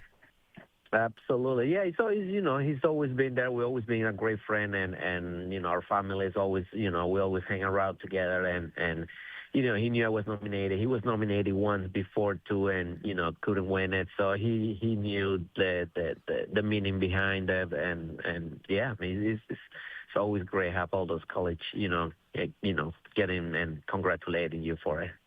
You started out riding in Venezuela and thinking, okay, I want to follow in my dad's footsteps. Take me back to the beginning. Could you ever imagine you would end up where you have, Junior? No. I think this year has definitely gone way far of my expectation and my imagination. I figured I wanted to. I think for me it was more when I would remember being in Venezuela, and once I started riding, I'm so like I need to see if I can make it to the USA, and I would like to ride in the Derby. I would love to be in the Derby. I don't think I have I don't think I couldn't even imagine winning it. So it was just like, that was the big race that we all were able to watch in my country. And I mean, this year I ended up winning the Derby, the Belmont. Then after that, I think, the Derby of the summer has some of us call it, which is like the Travers. So it's been an unbelievable year. And just, like I said, I think it exceeded my expectation, to be honest. It's been an incredible year. This is like a dream for any jockey to have a year like this. What went through your mind, and what were your emotions like when you found out Sovereignty was coming back this year? Sure. I was next to my wife. I remember I said, well, happy Christmas to us. It just, no, I mean, it was, like I keep asking, and, they weren't no much answer about it. And the time goes on and goes on, I just was thinking that there was probably not going to be a chance. I'm so like, they're taking just too long to give an answer. I think if he would be back, they would already say it and send a horse, and we almost, by the end of the year, and nobody has said anything. So, I definitely, I was more thinking that it wasn't going to happen. But like I say, he doesn't owe us anything to us. So, nothing I could have done, but I definitely, it got me very excited just to know that he's going to be back for this year. Did you feel as if, when he got to the Breeders' Cup Classic, of course, we know he didn't get the chance to run, but did you feel as if he was getting better as you went along in 2025? 100%. I think, I always thought he was going to be a horse where he was going to be at his best when he turns 4 years old, and heading to the Breeders' Cup, that's when he was going to be more seasoned, more mature, and he has shown a different way of running. Before he was kind of like a deep closer, and his past few races, he was right up there, more close to the pace. I think he knew what he was, doing now. He understand what was his job about it, and he was just putting himself right up there and then running everybody down. And I was very excited to go for the Breeders' Cup. I wanted to show that he wasn't only the best 3-year-old. I wanted to show that he was just the best horse overall this year. And things happens. We couldn't. He got the fever, and then we had to kind of like hold that off though. But, we were just glad, we got to do what was best for the horse, and hopefully we're going to be able to show that this year. So many of us enjoyed watching you and Sovereignty compete in these big races and seeing him just explode through the stretch, and he was so dominant in those races that he won. Junior, can you put into words, for those of us that have never sat on the back of a horse or a Kentucky Derby winner, certainly, can you put into words what it's like when you're in the saddle with Sovereignty and you say go, and he gives you that acceleration? What's that like? Truth. That's an unbelievable feeling. It's just like probably like, it's like the biggest rush you can get when you're in those big races. You're traveling with the horse, and then all of a sudden, it's time to go. You start asking him little by little, and then all of a sudden, he starts just like passing the horses. It's just when you got them already. You haven't even got to the lead yet, but you're gonna pass them. Just the power he's developing, the much speed he's getting into it, and it's just like, I got him. Like I said, I don't even own the lead yet. I haven't got to the front yet, but there's nothing they can do about it. Like, I'm gonna run them down, and it's just like I said. It's just the best feeling you can get, when you ride horses and you win races, just having that power underneath you, that's the best feeling ever. He's going to have plenty of opportunities to prove that he is the best older horse in the country here in 2026, and he's going to renew his rivalry with Journalism, who never did get past Sovereignty. And I'm going to bring this up later in the show with Dale Romans and Tim Wilkin. Can you really call it a rivalry if one horse just keeps beating the other and the other can't get by him? Do you look at that as a rivalry? It was very funny because I try, normally, I'm a jockey who, when I win any kind of races, I try to hold my emotion. I don't like to seem kind of like disrespectful to anyone. And winning the Belmont, it was still a lot of hype about journalism because he won the Preakness the way he did it, which was very impressive. And, a lot of people were still thinking like, oh, he's much better horse than Sovereignty. So I remember me getting close to the wire when I was about to win the Belmont. I did my fist and in a celebration way, kind of like, this is the champion. This is the best 3-year-old. But no, I don't think so. I think when heading into the Travers and all those races, I didn't thought it was more rivalry at all. I just think I knew I had the best horse. It was just like maybe some other horses now, but definitely I thought at that point that my horse was the best. Sovereignty wasn't the only outstanding racehorse that you were aboard in 2025. You had World Beater, who won the Saratoga Derby Invitational. You had Fort Washington, who won the Arlington Million. And you had Scylla in the Breeders' Cup Distaff. And this was one that I personally thought was really, really cool because you lose Sovereignty, the likely classic for the classic favorite, and then here's Scylla in the Distaff, and she runs just an incredible race. And it was kind of vindication, I guess. Yeah, it was uplifting for sure because I went there with only 2 horses for the Breeders' Cup. I had I think week and a half before the Breeders' Cup, I was supposed to ride 5 horses. 2 of them got hurt, 1 didn't get in. Then I ended up with only 2 horses. Then Sovereignty crashed, so I got only 1 left. So we were just, I remember telling my wife and, even telling my kids, you see things happen. Sometimes we don't have control, but you just cannot, give up for that. You just keep going through it. And that was even before the race, and winning that race, which is, it was an incredible feeling for the whole family because I think we feel like we were already beat up before even ride that race, but it was definitely uplifting and like I say, it was just very gratifying again to have a big win in the Breeders' Cup when I thought for a second that I wasn't going to have any chance to win anything. Now, Junior Alvarado here on the Horse Racing Radio Network. He is the Venezuelan Athlete of the Year for 2025. And when you look at his credentials, it's easy to see why he was given that honor. But as you heard him talk about in the beginning of this conversation, it's usually reserved for baseball players and athletes from other sports in Venezuela.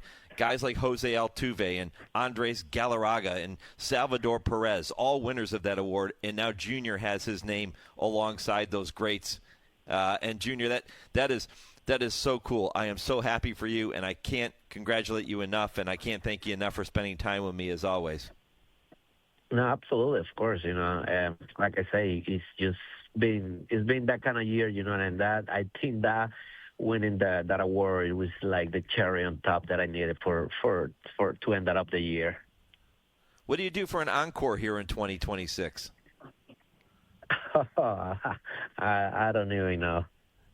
To be honest. You're at the top of the mountain. Let's stay there, buddy. I appreciate the visit, as always, and Happy New Year to you and to your entire family, and safe trip every time you get a leg up. Thank you. Thank you so much, Mike. Thanks again for having me, and yes, let's have a great 2026. Junior Alvarado here on HRRN, the Venezuelan Athlete of the Year for 2025. Great story, great person. I came out on social media and said he's one of the classiest guys in the sport of thoroughbred racing. He's a wonderful family guy. And, it's interesting. And Junior grew up thinking he was going to be a baseball player. He ended up being a jockey, but he loves baseball. And he was pretty good at baseball, too. So maybe this is a little bit of poetic justice, too. He finds his name on that list alongside all of his fellow countrymen who are baseball legends. So great stuff, and my thanks to Junior for being with me here this morning. When I come back, going to talk more about sovereignty, as he is nominated, of course, for 3-year-old champion. He's going to be 3-year-old champion, but horse of the year. And there are people, voters, thinking that maybe a horse like Forever Young, who won the Breeders' Cup Classic, should be voted horse of the year as opposed to sovereignty, but there are plenty of people thinking sovereignty is going to win it as well. Going to talk about a lot of the Eclipse categories coming up with our man Tim Wilkin when I return on the Equine Forum, presented by TwinSpires on HRRN, Horse Racing's voice. Race the TwinSpires, where you can unlock a $25 risk-free bet. Just use the code HRRN25 when you sign up. And if your first bet doesn't win, TwinSpires will refund your account up to $25. Wagering on the app is fast with free past performances, insider picks, and power plays every day you wager. TwinSpires. Download the app today to earn your $25 risk-free bet. Void where prohibited. For terms and conditions, visit TwinSpires.com. Must be 18 or older, 21 and older where applicable. For help with a gambling problem, call 1-800-GAMBLER. Coolmore Stallion Corniche, a $1.5 million OBS April sale topper by Quality Road and a 2-time Grade 1 winner. But it's Corniche. He's just too good. Corniche wins the Breeders' Cup Juvenile. Voted champion 2-year-old male following his win in the Breeders' Cup Juvenile, it's no surprise his 72 yearlings sold for an average of over $170,000, with a top-price colt of $725,000 and a top-price filly of $525,000. Corniche standing for only $15,000 at Coolmore's Ashford Stud. You're listening to the Equine Forum on HRRN, presented by TwinSpires. Nitrogen is now a length and a half behind. And then it's a 2.5 length gap to Clico. The others have been left behind. Coming to the top of the stretch. And Scylla turns for home in front. She's got a 2-length lead coming to the final furlong. Nitrogen is second. Clico is third. Regaled is put in a bit on the far outside. But Scylla's running away under Junior Alvarado. Scylla by 4, Scylla by 5. Scylla so strong in the distaff. She won it for fun. Nitrogen was second, and then it was Regaled in third, followed by Clico.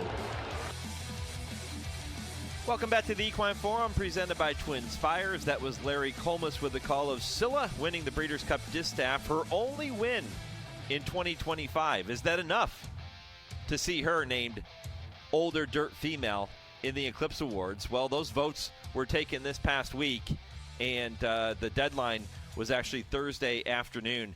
And Tim Wilkin, who you're going to hear coming up later in the program with I Ask They Answer along with Dale Romans, is joining me now because Timmy is a voter, I am a voter, and I thought it would be fun to talk about some of these categories because this year more than any, I felt, Tim, that there were several wide open categories. There were very few that I just said, okay, check this box because this horse is a shoo-in for this particular division. I didn't see it that way this year.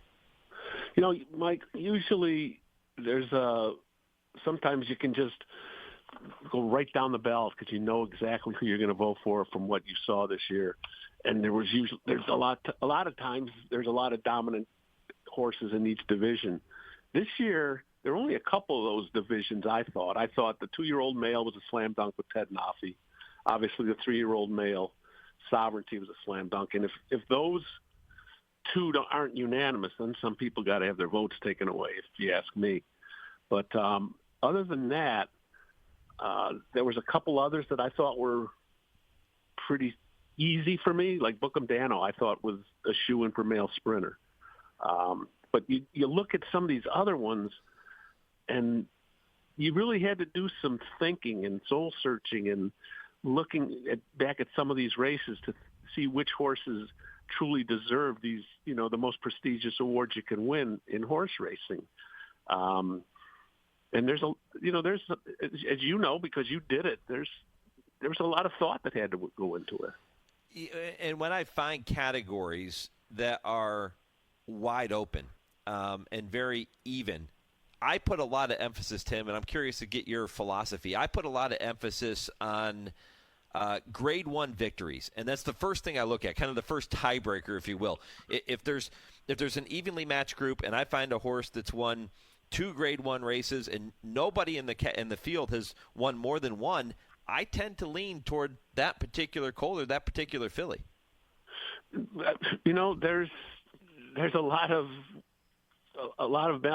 balance of what you said in that, because I go the same way. I mean, just an example of that, if you want to just start in the older dirt female. Yeah. Scylla had that dominating win in the Breeders' Cup Classic. But that was the only win she had this year. And, a lot. I think there's a lot of. I don't think Scylla will win this award, but I think that there's a lot of people that just automatically vote for whoever won the Breeders' Cup race. I mean, this is not an award for Breeders' Cup champion. It's an award for a body of work for the whole year. So if we're staying in this category, I mean, I went with Torpedo Anna. So did I. She was, she was getting towards the end of her marvelous career, but that Personal Ensign that she gutted out, that was a grade 1. She won the Apple Blossom, that was a grade 1. She won the grade 2 Fleur de Lis, and then but she had 4 wins and 6 starts this year. I think that she was more than a deserving winner for the older female. You? Yeah. Yeah, I know. I voted for Torpedo Anna as well, and it comes back to what I was just talking about. She is the only candidate in this particular category to have won 2 grade 1s, and then you add in the 2 grade 2 victories as well, and the 4 wins from 6 starts that you just alluded to. To me, she was by far the most deserving, because I also look at it as a body of work for the entire season. It's not what did you do on the biggest stage in the Breeders' Cup necessarily. If Scylla had a couple of other victories to go along with it, okay, then you can look at her and say, yeah, she probably deserves it. But with that being her only win, I had to side with Torpedo Anna in there. I did too. I mean, Scylla, with a marvelous training job Bill Mott did with her, because she had been sprinting all year, and then, her last race before the Distaff, he stretched her out in the Spinster to get more foundation in her, and it paid off greatly. I mean, I remember talking with him all week out at the Breeders' Cup, and he was so confident in Scylla because he had seen the way she was trained, and she had that really fast work right before the Distaff, which a lot of people would raise their eyebrows thinking it was too fast, but he knew exactly what he was doing with her. And, by talking about this, I'm just going to ask you about the older dirt male candidates. Now, this is a category that I think a lot of people are going to have different opinions on. Now, I went the different way on this one going against what we just talked about, I gave it to Sierra Leone, who only had a one-win season, winning the Whitney, but he was second in the Classic. He was second in the Jockey Club Gold Cup, both Grade 1s, and he was second in the Stephen F. Foster, which was also a Grade 1. I know that people are going to say, well, you don't give horses awards just because they participated, but those were all pretty good efforts, and I would not use Forever Young at all because that he only had, he only had one start in the U.S. And for me, if you only have one start in the U.S., I'm just not going to include you in my voting. I mean, even though Forever Young is a marvelous horse, maybe the best horse in training right now. But for me, Sierra Leone was the second in the Classic, which means, he was the defending champion in that race, even though that doesn't mean anything for this year's awards. But he was a consistent enough horse where I think he could have that he could win this award. And fierceness, for Todd, he had 2 wins this year. That Pacific Classic was really, really an impressive win. That Grade 1 out there for him, and he was right behind Sierra Leone in the Classic. So I went those 2, and then on top, and then I put Niso's third, who, who knows how good he might be. He was he got hurt last year, and he came back, and he's a very, very good animal, and he won the dirt mile, and he closed out the year with another win. So I think he's got a really bright future ahead this year. So I had those. I had it Sierra Leone, Fierceness, Nisos. What did you think? Yeah, a lot to digest there. I went with the same philosophy in this category that I used with Torpedo Anna in the older dirt female. I ended up putting Nisos on top because he had his 2025 body of work was really impressive. 4 for 5 in 2025. He was a neck away from being undefeated. Remember, he was defeated a neck May 3rd at Churchill in the Grade 1 Churchill Downs Stakes, where he was beaten, by the way, by another candidate this year. Yeah, beaten by Mindframe, who's another one that I think you can make a case for in this particular category. But I just thought those 4 victories, the Grade 1 Breeders' Cup Dirt Mile, the 3 other graded stakes wins. Keep in mind he won the Lafitte Pincay Junior Stakes just this past week on December 28th. Yep. So I thought he was deserving in a wide open field. I think you can make a case for Mindframe, although I didn't put him in my top 3. And I didn't because I put Forever Young in the second place. And this is another angle that we can talk about, Timmy. How do you handle horses like Forever Young? And there were several throughout all of the Eclipse Award categories that only had one start in the U.S. in 2025, and albeit a winning start, most likely coming in the Breeders' Cup. But how do you handle those horses? I don't put them on top, but I will use them in the top 3. You don't put them in the top 3 at all. No, I don't. I mean, because actually, too, for the voting, I don't think the second and third horses you put in get votes at all, do they? I think it's just your top choice is the one that gets the vote. Top choice, yeah. I mean, the other 2 are for basically window dressing, but for me, it's a tough call that you're penalizing a horse for only racing one time in the U.S., but the Eclipse Awards are our awards, and it's supposed to be a body of work for a whole season. When you only come over one time and race here, I just don't think that's enough, even though whatever race you win, especially even the Breeders' Cup Classic. If he would have come over here and raced another time, he might be, he would have been probably finished second in Horse of the Year, and he might have given journalism a tussle for the runner-up spot, because I think Sovereignty was untouchable in that spot myself. But I just can't put a horse that raced just one time on U.S. soil in the mix for our greatest awards. I just can't do it. I agree. I have a very difficult time with that. My lone exception in this year's voting to that particular rule that I have is in the filly and mare turf, the female turf category.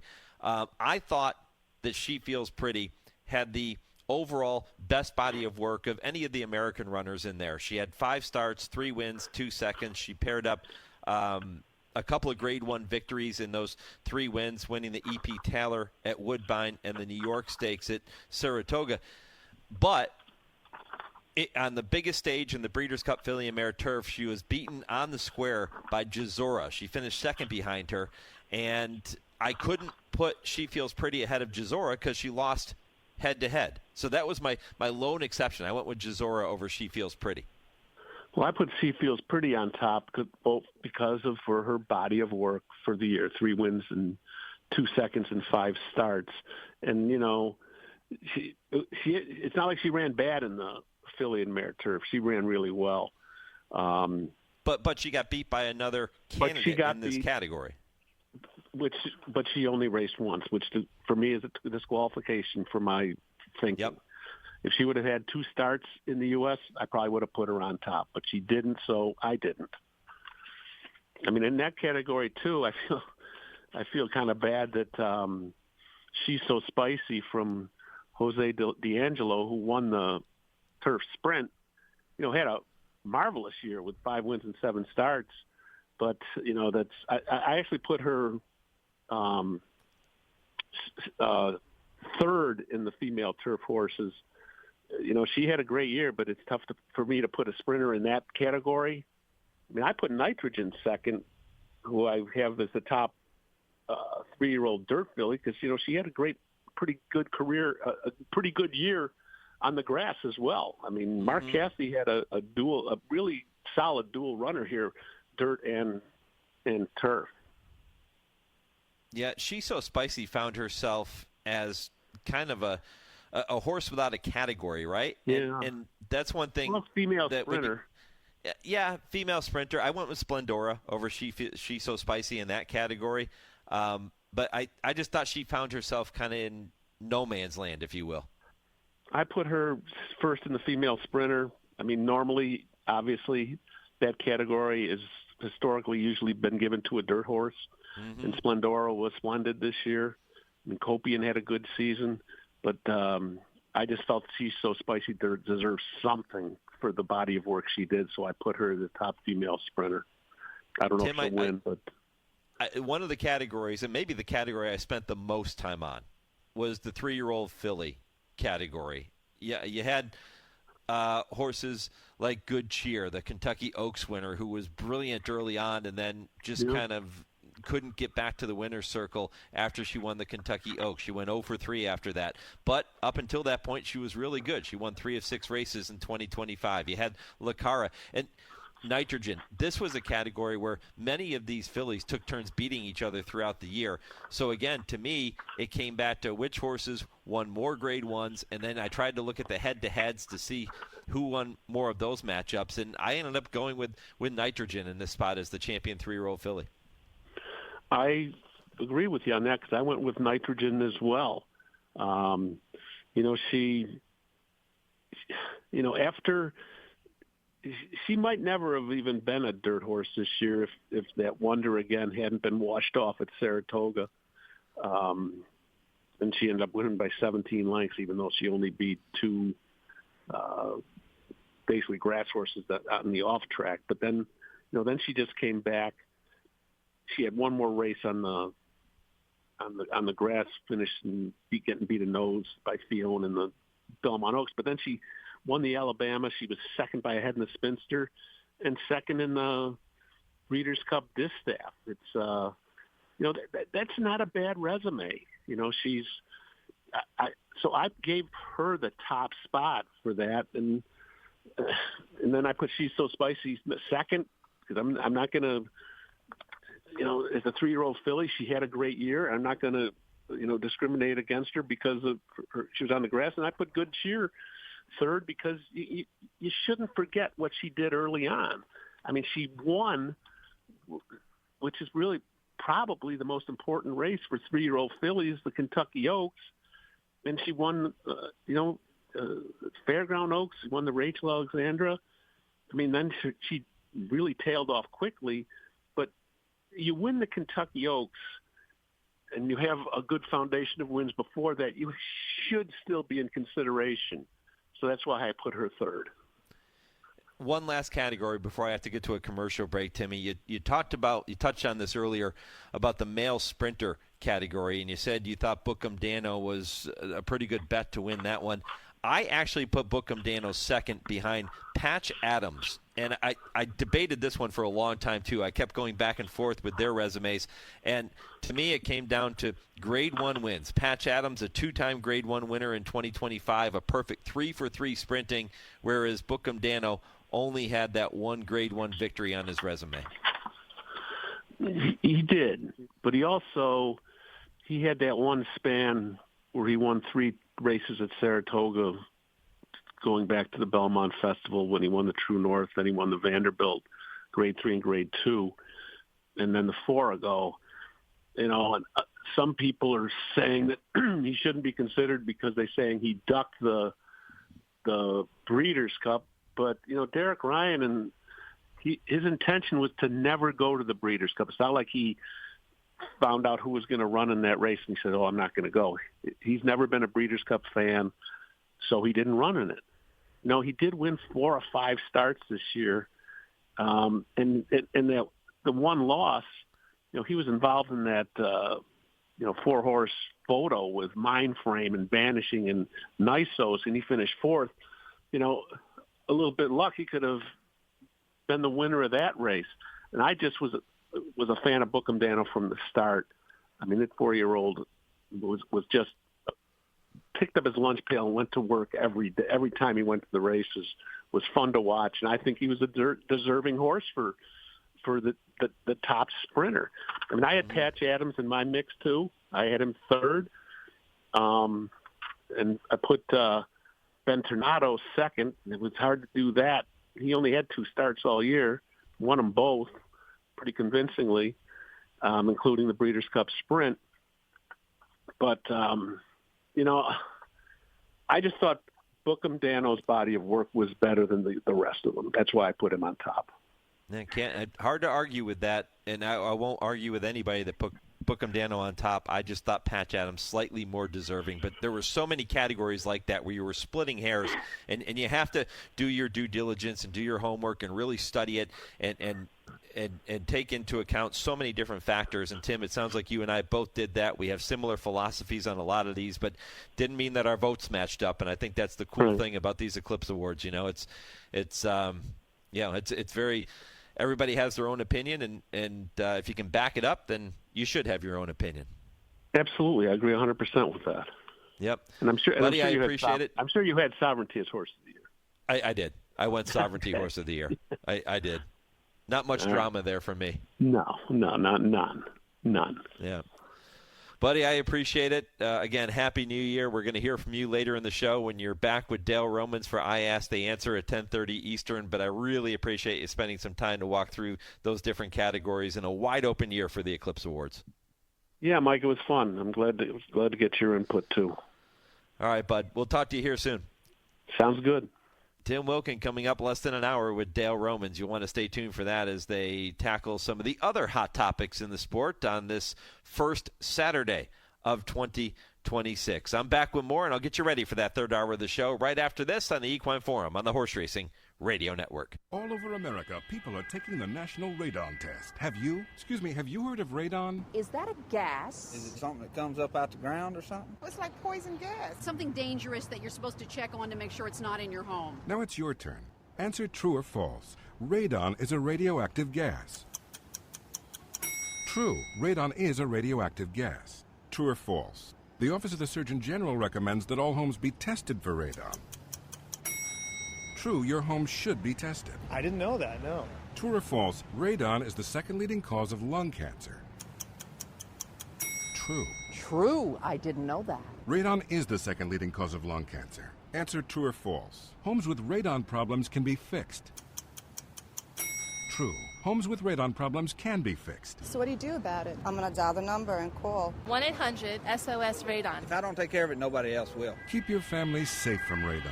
Call now. 1-800-SOS-RADON. Did you know? VA home loans are a key to home ownership for those who served. I would tell anybody who is interested in getting a VA loan to just do it. For me, the best thing about the VA loan was the simplicity of it. I was expecting, government paperwork. It was going to go on forever, and it just wasn't. Since the down payment for a VA loan is minimal, we were able to purchase this home and then use the money that we were going to use as a down to actually fix up the home. And the only way we could do that was because the nest egg that we had saved for the down payment, we didn't have to use because we went the VA route. This is a wonderful benefit that veterans can take advantage of. In the military, we make a lot of sacrifices. We're away from our family a lot. And with the VA loan, it's a way that it makes it easier for us to get a home. To learn more about VA home loans, visit va.gov/home loans. The Department of Veterans Affairs is so innovative, it not only improves the lives of veterans, it transforms the lives of healthcare professionals who serve them with access to the latest technologies and remarkable benefits. Transform your future at vacareers.va.gov. My doctor said I could use something called a biosimilar. Then she told me what it is. A biosimilar is a type of biologic medication. Just like brand name drugs have generic versions, original biologics can have biosimilars. So I asked what the benefits are and if they work the same. Biosimilars have the same safety, effectiveness, and quality as the original biologic. They also offer more medication options at potentially more competitive prices. My doctor said I could learn more at fda.gov/biosimilars. Check out the all-new HorseRacingRadio.net. All the same great horse racing radio content in a new, easy-to-use design. Listen to all of our shows streaming live or access the replays anytime. See our schedule, sign up for our newsletter, download our latest podcasts, and so much more. It's all on our website at HorseRacingRadio.net. That's HorseRacingRadio.net. You're listening to the Equine Forum on HRRN, presented by TwinSpires. Magnitude and Chunk of Gold, the 2 3-year-olds are head and head as they come to the top of the stretch. It shows winding up with his run third. They're off the turn. Magnitude powers up to grab the lead, but Chunk of Gold is ready to fight on. Chunk of Gold and Magnitude, the 2 3-year-olds, heading to the final furlong with the veteran Hit Show trying to pick him up late. Final 16th now. Chunk of Gold running the race of his life. Magnitude in between. Hit Show's trying to nail him right on the money. Down to the wire. Magnitude, magnificent in the Clark, defeating Hit Show. Yeah, Magnitude was pretty good, beating older horse Hit Show in the Clark at Churchill Downs. Kentucky-bred Magnitude, one of several horses to have success at Churchill Downs. I'll tell you more about that in just a minute with your Kentucky-bred update. But Magnitude was one of the horses that you could have voted for an Eclipse Award in the 3-year-old category, but we know that one's going to go to Sovereignty. Even that win over older horses is not going to be enough for Magnitude. But, Kentucky breds captured 14 of 16 stakes during the recently concluded Churchill Downs Fall Meet, with Magnitude winning that marquee race, defeating Elders in the Clark. Kentucky breds also shined on the Stars of Tomorrow card, with 2-year-olds Further Ado winning the $400,000 Grade 2 Kentucky Jockey Club Stakes, and Bella Ballerina scoring in the $400,000 Grade 2 Goldenrod Stakes. Kentucky breds really flexed their muscles around the world in 2025 as well. You had Scandinavia and Ruling Court capturing 40% of the British Classics. Scandinavia won the Group 1 St. Leger at Doncaster, and Ruling Court took the Group 1 2,000 Guineas at Newmarket. And then in the Middle East, Kentucky breds Hit Show and Dark Saffron took down major prizes. Hit Show won the Grade 1 Dubai World Cup, and Dark Saffron defeated the world's top sprinters in the Grade 1 Dubai Golden Shaheen. All told, Kentucky breds accounted for nearly 70% of Grade 1 races in the U.S. in 2025. So you can make sure, and do it now, make sure your horse is KTDF and KBIF eligible to secure your share of lucrative awards worldwide. And for more information on racing and breeding in Kentucky, you can visit KentuckyBreds.com. That's KentuckyBreds.com. Breed them, raise them, race them. We all win with Kentucky breds. Fun 2 hours of the show. Plenty more coming up in hour number 3. But if you missed that conversation with Jockey Junior Alvarado a short time ago, or Tim Wilkin, who joined me to talk about some of the Eclipse Award categories, you can check out the podcast after I finish up at 11 a.m. Eastern. And you can do that on our website, horseracingradio.net, or on your favorite podcast platform. So wherever you get your podcast, type in Horse Racing Radio Network and check out all of the action from this week's show and every show we bring your way once again here in 2026. Happy to be with you for a 23rd season here on HRRN. And it's not possible without all of our sponsors and without all of you who listen to us each and every week. Okay, hour 3 kicks off momentarily. It begins with the TwinSpires Triple Play. Kevin Kilroy will give you 3 races to watch and wager on this afternoon. You've got Dale and Tim. You've got Kurt Becker, Stroll Through Racing History. All of that coming up. If your local station is leaving us, continue listening to Hour 3 nationwide on SiriusXM, streaming worldwide at horseracingradio.net and ESPN 680 in Louisville. Back with more right after this 10-second pause for station identification. This is the Horse Racing Radio Network, where racing comes to talk.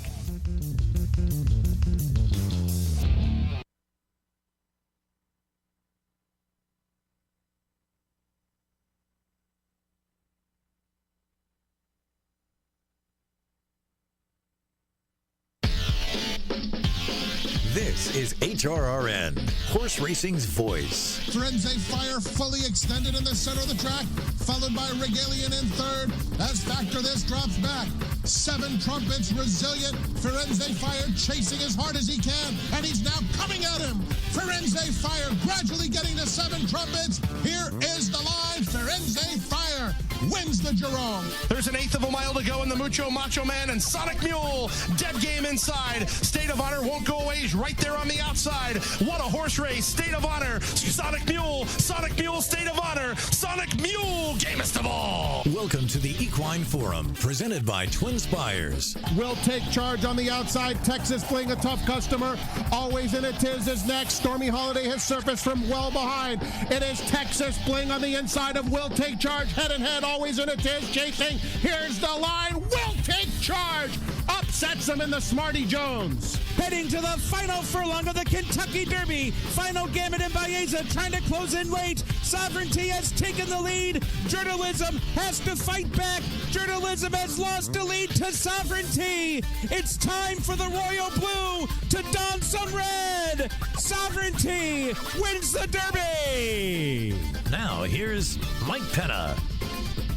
Welcome back to the Equine Forum, presented by TwinSpires. Happy New Year to everyone in HRRN Nation. We embark upon 2026, and we do it knowing that Sovereignty, the Derby, the Belmont, and the Travers winner back for 2026, and that is welcome news. You heard from his Jockey Junior Alvarado, the 2025 Venezuelan Athlete of the Year, first jockey ever to receive that honor. You heard from him a short time ago in hour number 2. You just heard from Tim Wilkin talking about the Eclipse Awards, and now plenty to talk about here in hour number 3 as we kick it off momentarily with Kevin Kilroy and the TwinSpires Triple Play. Kurt Becker, Stroll Through Racing History, coming up at 10:20, and at 10:30 I Ask, They Answer with Dale Romans, with Tim Wilkin. We'll debate some of the hottest topics in the sport today and talk about some of the Eclipse Awards there and what we're seeing going into those awards coming up in just a few weeks down in Florida.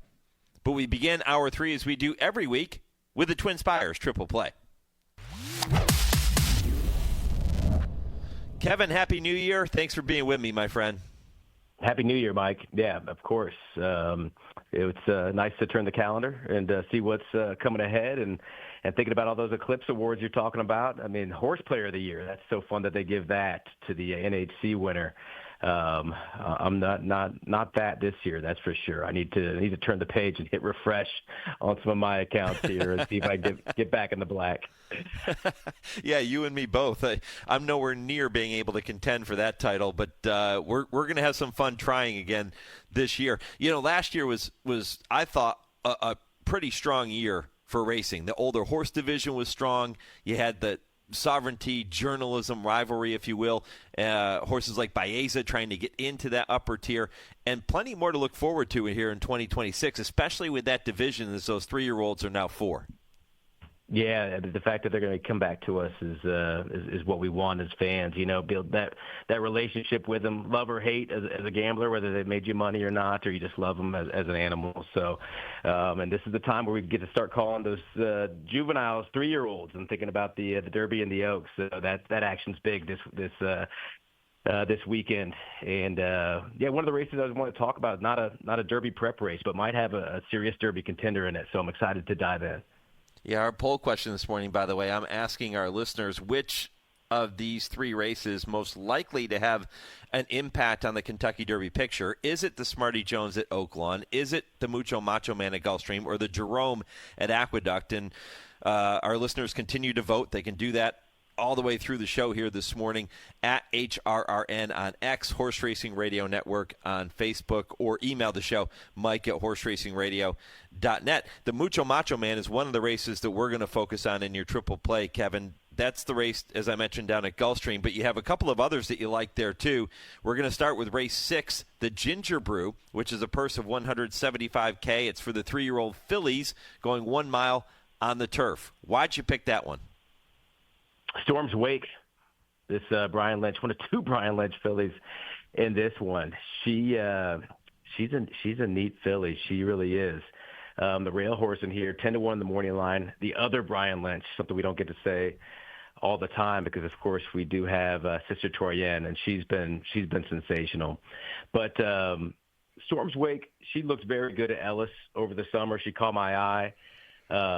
She got in tight. She learned to relax. And she had a little bit of trouble. She rallied, and she looked professional. She looked great, and there was a key race. I think there's 5 winners out of that one. She took on the boys, Mike, on September 28th at Churchill Downs, going 2 turns. A lot of times we'll see fillies, especially 2-year-old fillies, take on the boys going 1 turn, going to sprint distance, but going 2 turns. She did it, and she rallied in the stretch like a serious horse.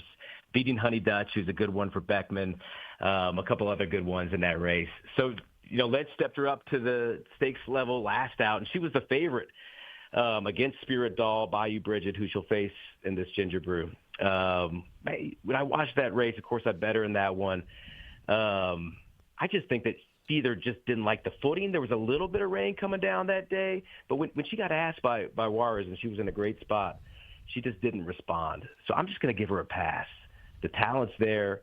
She, as I said, she took on the boys, and the price is going to be there. I think it's a really good race, but I think she has the rail and every chance to run back to the way they bet her there on the 25th. I think it might be a nice way to kick off the Rainbow Pick 6 if you're into this Pick 6 for sure. So Storm's Wake at a price. Would love to see 12-1 on her to bet her to win. No concerns with the inside post. I mean, I think the way that she's handled herself in the last 2 has been great. The last 3. In the Artier Peggy, she was in tight, had some trouble to her outside. She was up towards the inside of that, and she's just been professional. So, no, I think she'll be saving ground and doing well.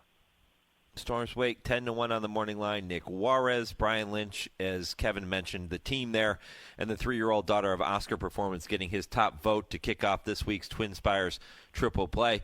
Kevin, you chose race number 10 as your second leg, and that's the race for the 3-year-old boys. We just mentioned it, the Mucho Macho Man, purse of $175,000. It's a 1-turn mile at Gulfstream, and a pretty well-balanced group. The favorite likely to be from the Brad Cox barn in Commandment, who also breaks from the inside, as we were just discussing in the Ginger Brew. But Commandment coming from the inside post, 7-5 on the morning line. Can we or should we try to beat him? I don't think we should. I think Commandment is that horse that we're looking for to get excited for some Derby buzz. He had trouble at Keeneland on debut. And just in a tough spot. His gallop out was huge. It was like, all right, more distance for this guy. Just got 7 furlongs next out, and Jaime Torres gave him a memorable ride, a ride that if I was the Connections, I'd been like, oh no, don't send him through those 2 horses. Don't do it. I mean, no. And he did. He put him I mean, there's splitting horses, and then there's, muscling through and having every reason to stop or to check or to clip heels or all the sort of things that could go wrong. And Commandment fought through by command in the stretch, at the top of the stretch, and powered away and looked sensational. He was always catching my eye in the mornings, just being able to see a couple works from XBTV of Commandments, and he seems to be going quite nicely. And, Florida is the path that Cox had to Pan Street on last year, who we all know after beating Sovereignty that he was a contender before he got scratched out of the Derby, and he's come back good. So I think Commandment could be one of the big ones for the Cox barn. I always want to keep my eye out on those and use them as singles when I can, especially if I can find value around. So Commandment for me, if you wanted to get away, you can't knock Trips Promise for Dale. That colt's been sensational. He's had strong siblings, and he could be the goods. But Commandment for me is the one that I'm most excited to see of all these 3-year-olds racing today. You mentioned the bold move that Jaime Torres made with him last time out, and the footnote next to that race says forged between. And when you see forged between, you immediately get that visual in your head. I think it's a great footnote of a horse like bullying his way through, kind of like journalism in the Preakness Stakes last year. Yeah, it is. It's a great note. Forged, really not only having to fight and find and build that path, but also maybe even, building a monster in terms of once a horse goes through a spot like that they are going to come out tough as nails and ready to be game in that way if they're asked going forward. So he became a man that day, Mike, that's for sure. Kevin, let me ask you about betting strategy here, because you don't get any value betting Commandment to win at 7-5. Who knows? Maybe even goes off a shorter price than that. You don't get any value in the win pool. You mentioned Trips Promise, who's 5-1 on the morning line. Do you just take those two and put them together in an exacta and play it that way, or how do you approach it? I mean, I'll definitely be looking in terms of the probables and trying to see. That could be the combination that everybody is lining up. So that might not be the way. But, I mean, I'll definitely want to get going in some multi-race wagers ahead of this. I mean, we've got 2 turf races beginning in race 8 that are in this sequence that maybe I think the last race, I think there's more of a chance of a bomb coming home in race 11. But working with some prices in race 8, race 9, I mean, looking at this field, it's another Brian Lynch short price horse, Slay the Day, who I think is the most likely winner. So I'm not sure if the pick 4 is how I'll play it, but I look around. I look around and see if I can, where I have opinions that equate to value. And sometimes, Mike, I'll even just open up, like if it is a 2-turn turf race, I won't, spend the night into the wee hours handicapping each of the horses and getting the nitty gritty. I'll just know that the likelihood of a middle price or a long shot horse, winning is higher in a race like race 11. So I'll just dive in and take the ones that I think fit nicely with it and sort of open up in that way. But always the key is not try to line up the obvious, build the obvious ship as everybody else, whether it's race to race or inter race. You've got to have some sort of divergence in your opinion and build it accordingly. So I think I'll be more in the horizontals than the verticals for this one, because I think Trips Promise might be that mostly used horse in that second spot in the exacta. All right, let's find out which horse Kevin thinks we can build upon in race number 11, the final leg of the triple play. This one an optional claimer, $25,000. Non-winners of one other than, with a purse of $86,000. Mile and a 16th on the grass at Gulfstream Park. How'd you see that one? Yeah, listen, we've got Jockey Junior Alvarado teaming up with Pass the Hat. Looked very good on the turf, 2 back. That horse is going to take money. White Palomino coming back, second start after a big break for Chad Brown. Tyler's up on that 5-year-old 7-2 morning line. You see Irad riding for Shug, 3-1 morning line. Those 3 horses are going to take money. So if you can make cases for other ones, I think you'll get your fair price. And Mary's Lad for me, Earthlight 4-year-old, not a sire that I am uber familiar with, but definitely well-bred for the turf, trained by Whit Beckman. and Edgar Zayas is going to get up on him. He ran at Keeneland, and I thought that stretching out there from 6 to a mile with a little bit of moisture in the ground, that he just showed that he keeps on coming, that he keeps on grinding. He's been working well in the AM. He's always been keeping good company.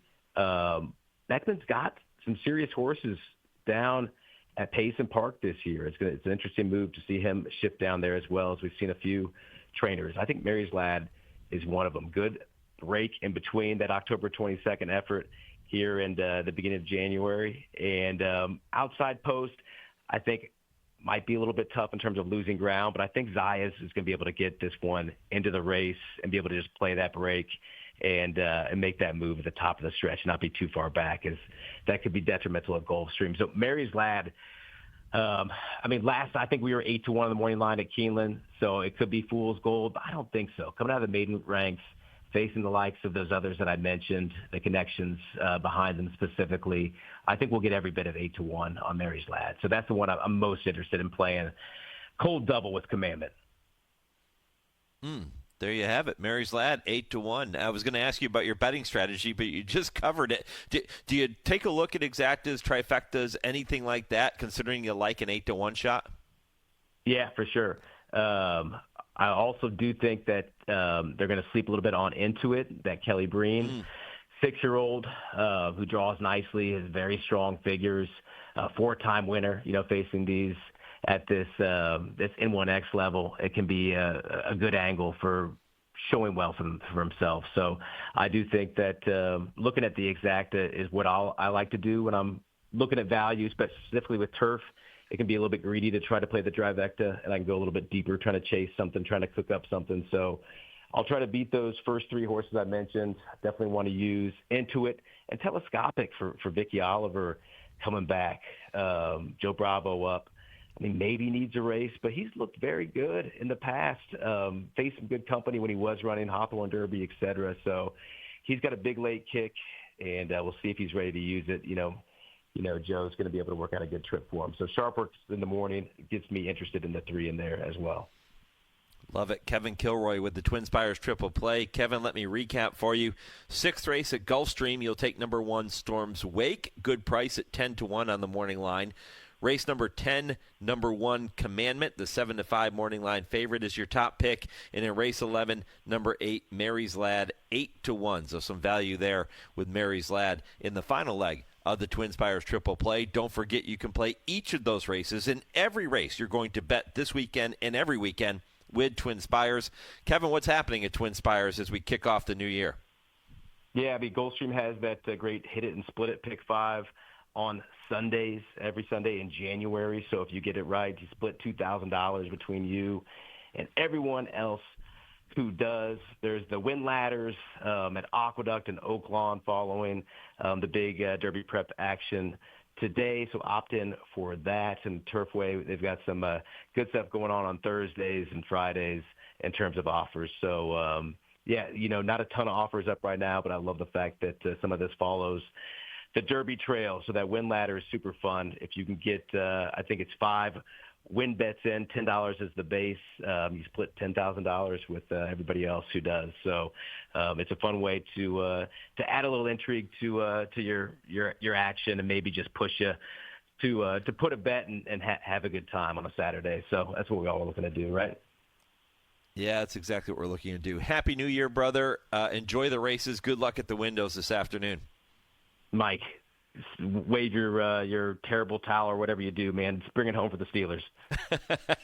We're going to try. We'll see. Kevin Kilroy here on HRRN. Thanks, brother, with the TwinSpires Triple Play. Up next, Kurt Becker takes you on his weekly Stroll Through Racing History presented by Keeneland. It's a fun story about a man named Bill Daly. You've heard the racing term on the Bill Daly? And if you haven't, you'll want to stay tuned for that story. It's a really cool story from Kurt. And then Dale and Tim still to come with I Ask, They Answer at 10:30 Eastern. But before we get to those, time to pass along the Mojo Racing Impossible Trivia question. You can get your mojo working here this morning. Besides Fusaichi Pegasus, what horse won both the Jerome Stakes and the Kentucky Derby? Beside Fusaichi Pegasus, What horse won both the Jerome Stakes and the Kentucky Derby? That is your Mojo Racing Impossible Trivia question for this morning. The answer coming up at the end of the show, right around 10:55 Eastern. Back with Kurt Stroll Through Racing History after this on the Equine Forum, presented by TwinSpires on HRRN. Tenda Equine and Pet Care products have been keeping world-class equine athletes happy and healthy for generations. Keep your equine athlete looking and performing well with Tenda Next Generation Wound and Skin Care Treatment, along with nutritional supplements, leg and muscle care products, salves, hoof care, poultice, topical aids, and grooming products. Visit tendahorse.com today.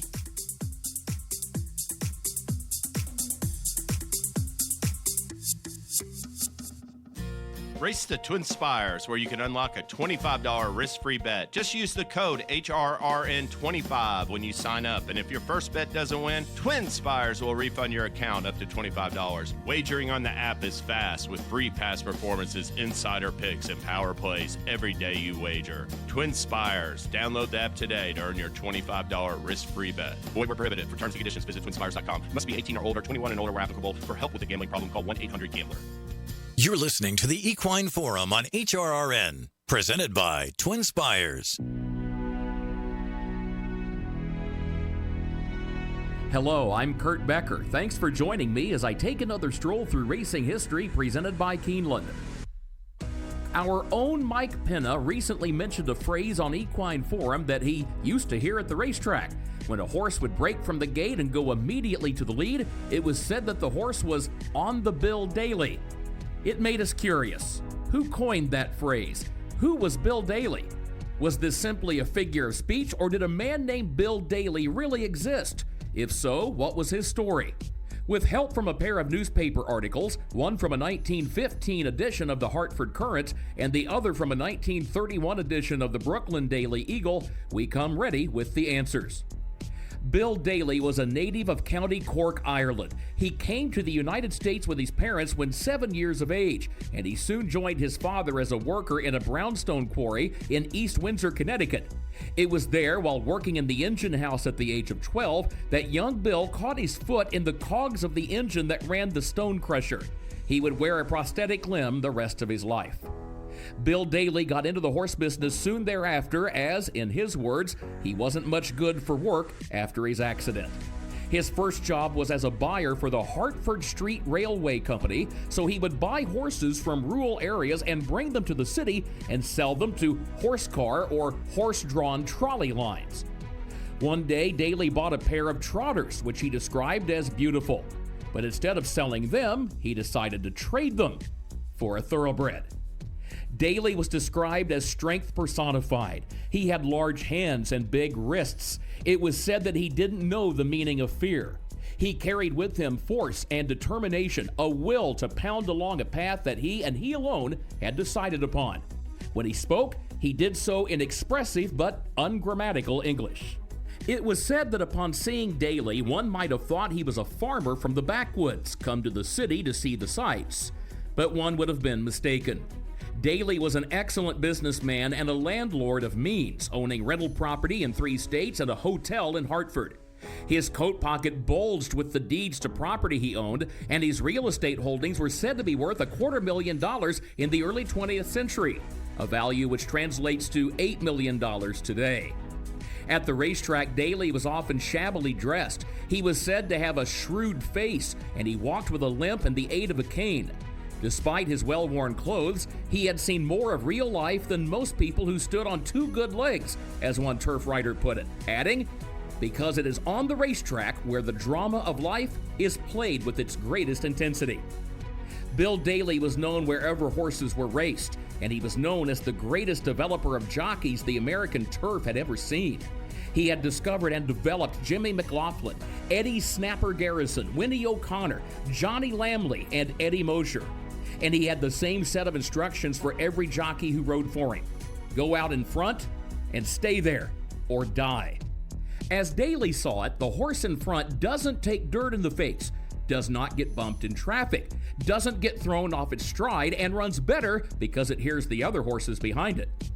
So it was that a sportsman, gambler, and horse player of the late 19th to early 20th century, known as Pittsburgh Bill, coined the phrase "on the bill daily" as a way of describing the lead at all costs strategy.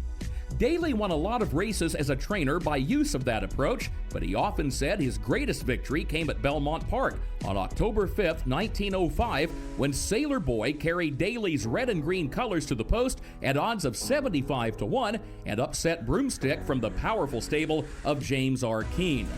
One turf rider said, "Broomstick has a pedigree a yard long, while Sailor Boy has none." This outcome was incredible, impossible, but it happened. Daly was also a man of racetrack wisdom. He would sit with his wooden legs stretched out, emphasizing his points with his cane, his shrewd eyes and his wrinkled and tanned face twinkling as he called up some memory. When it came to wagering, Daly said that yes, he had bet more than $10 on a race on occasion, but added he was not a plunger. The greatest amount he had ever risked was $1,000, which he put up as his portion of the purse for a match race. Daly was also a fan of the steeplechase and actually held it in higher esteem than flat racing. As he put it, the steeplechase is the greatest race where a horse has got to know by instinct every turn on the track and every obstacle and be able to clear them without loss of speed. It's the greatest racing in the world. As for legends of the turf, Daly considered August Belmont the greatest all-around horseman, calling him the greatest owner and breeder in America. And he claimed that James R. Keene raised more horses of high class than any other man. Bill Daly died on April 2nd, 1931 at the age of 92 in Brooklyn, New York. He left a legacy as the father of 8 kids, a landlord with considerable property, and a colorful character of the turf. He was a native of Ireland, the sage of Hartford, and citizen of the world. He respected the millionaire owners and breeders of his era, yet stood in remarkable contrast to them. He was part of the color, the turmoil, and the beauty of racing, and any picture of racing history would be incomplete without him. May you be quick out of the gate as we begin a new year. Go out on the bill daily and come back a winner. Please join me again next week when I take another stroll through racing history presented by Keeneland. For HRRN, I'm Kurt Becker. Thanks, Kurt, for that story. And remember, all of Kurt's Stroll Through Racing History segments are available via podcast on our website. And don't miss our Weekend Stakes preview show with Bobby Newman and Bob Nastanovich, which is also available right now at horseracingradio.net.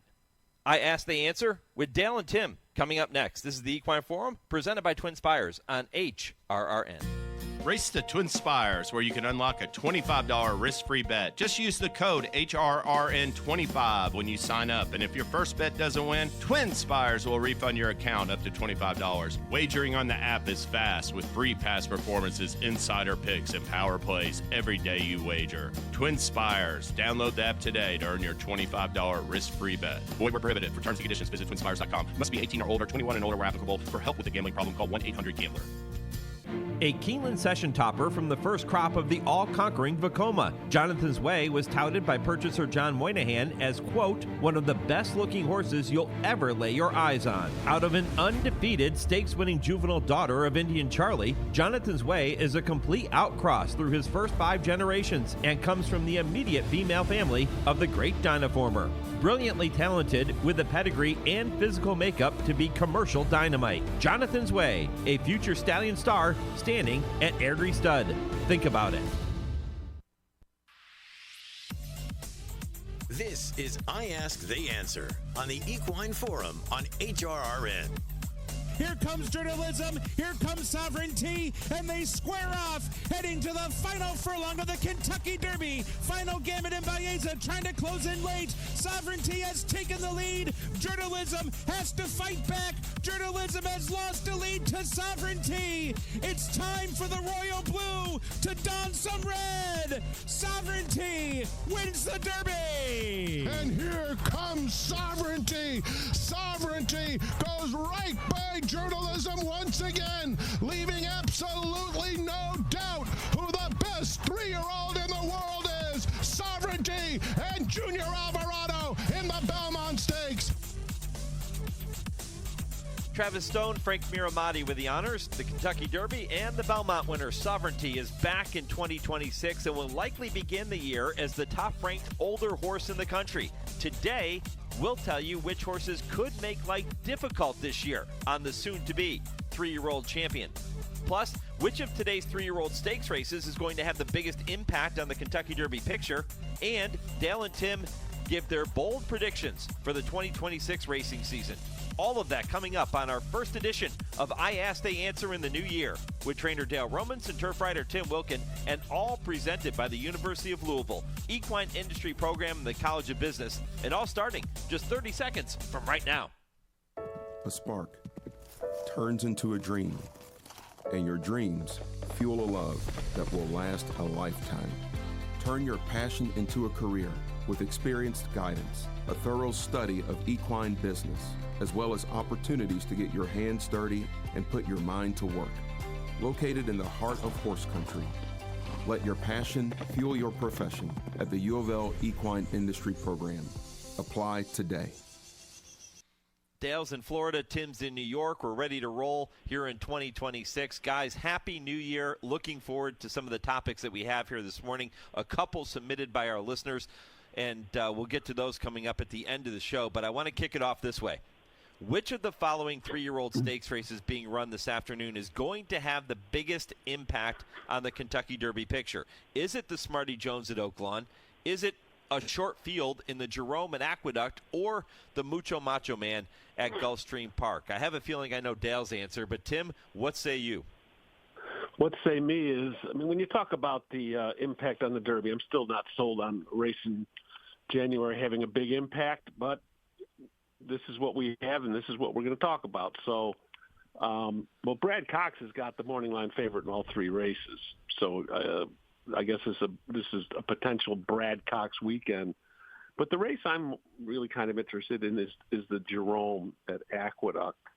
The horse that I'm kind of interested in here is Balboa.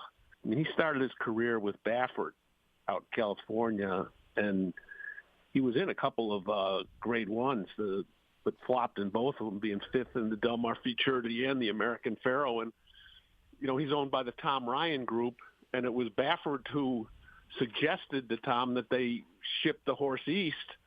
So now the horse is in the barn of Brittany Russell. And, because Bob didn't think the horse was handling the tracks out in California that well, thought he'd be better suited to the east. And he won his first start at Laurel for Brittany. And now he's the 8-5 second choice in Jerome. I'll be very interested to see how he runs. My World for Brad Cox is the favorite. But it's a short field, and Balboa interests me a lot in this race. I really want to see how he does, so I'm going to go with that one.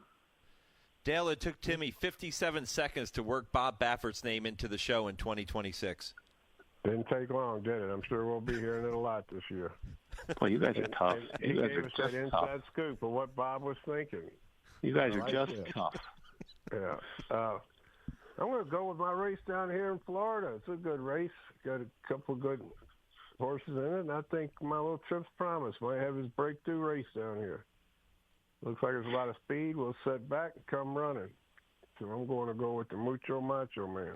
When you have a horse like Trips Promise who's kicking off his 3-year-old campaign in the Mucho Macho Man today, do you plan out his campaign so that he's peaking when he gets to those last 2 rounds of the prep races? Well, you would hope to.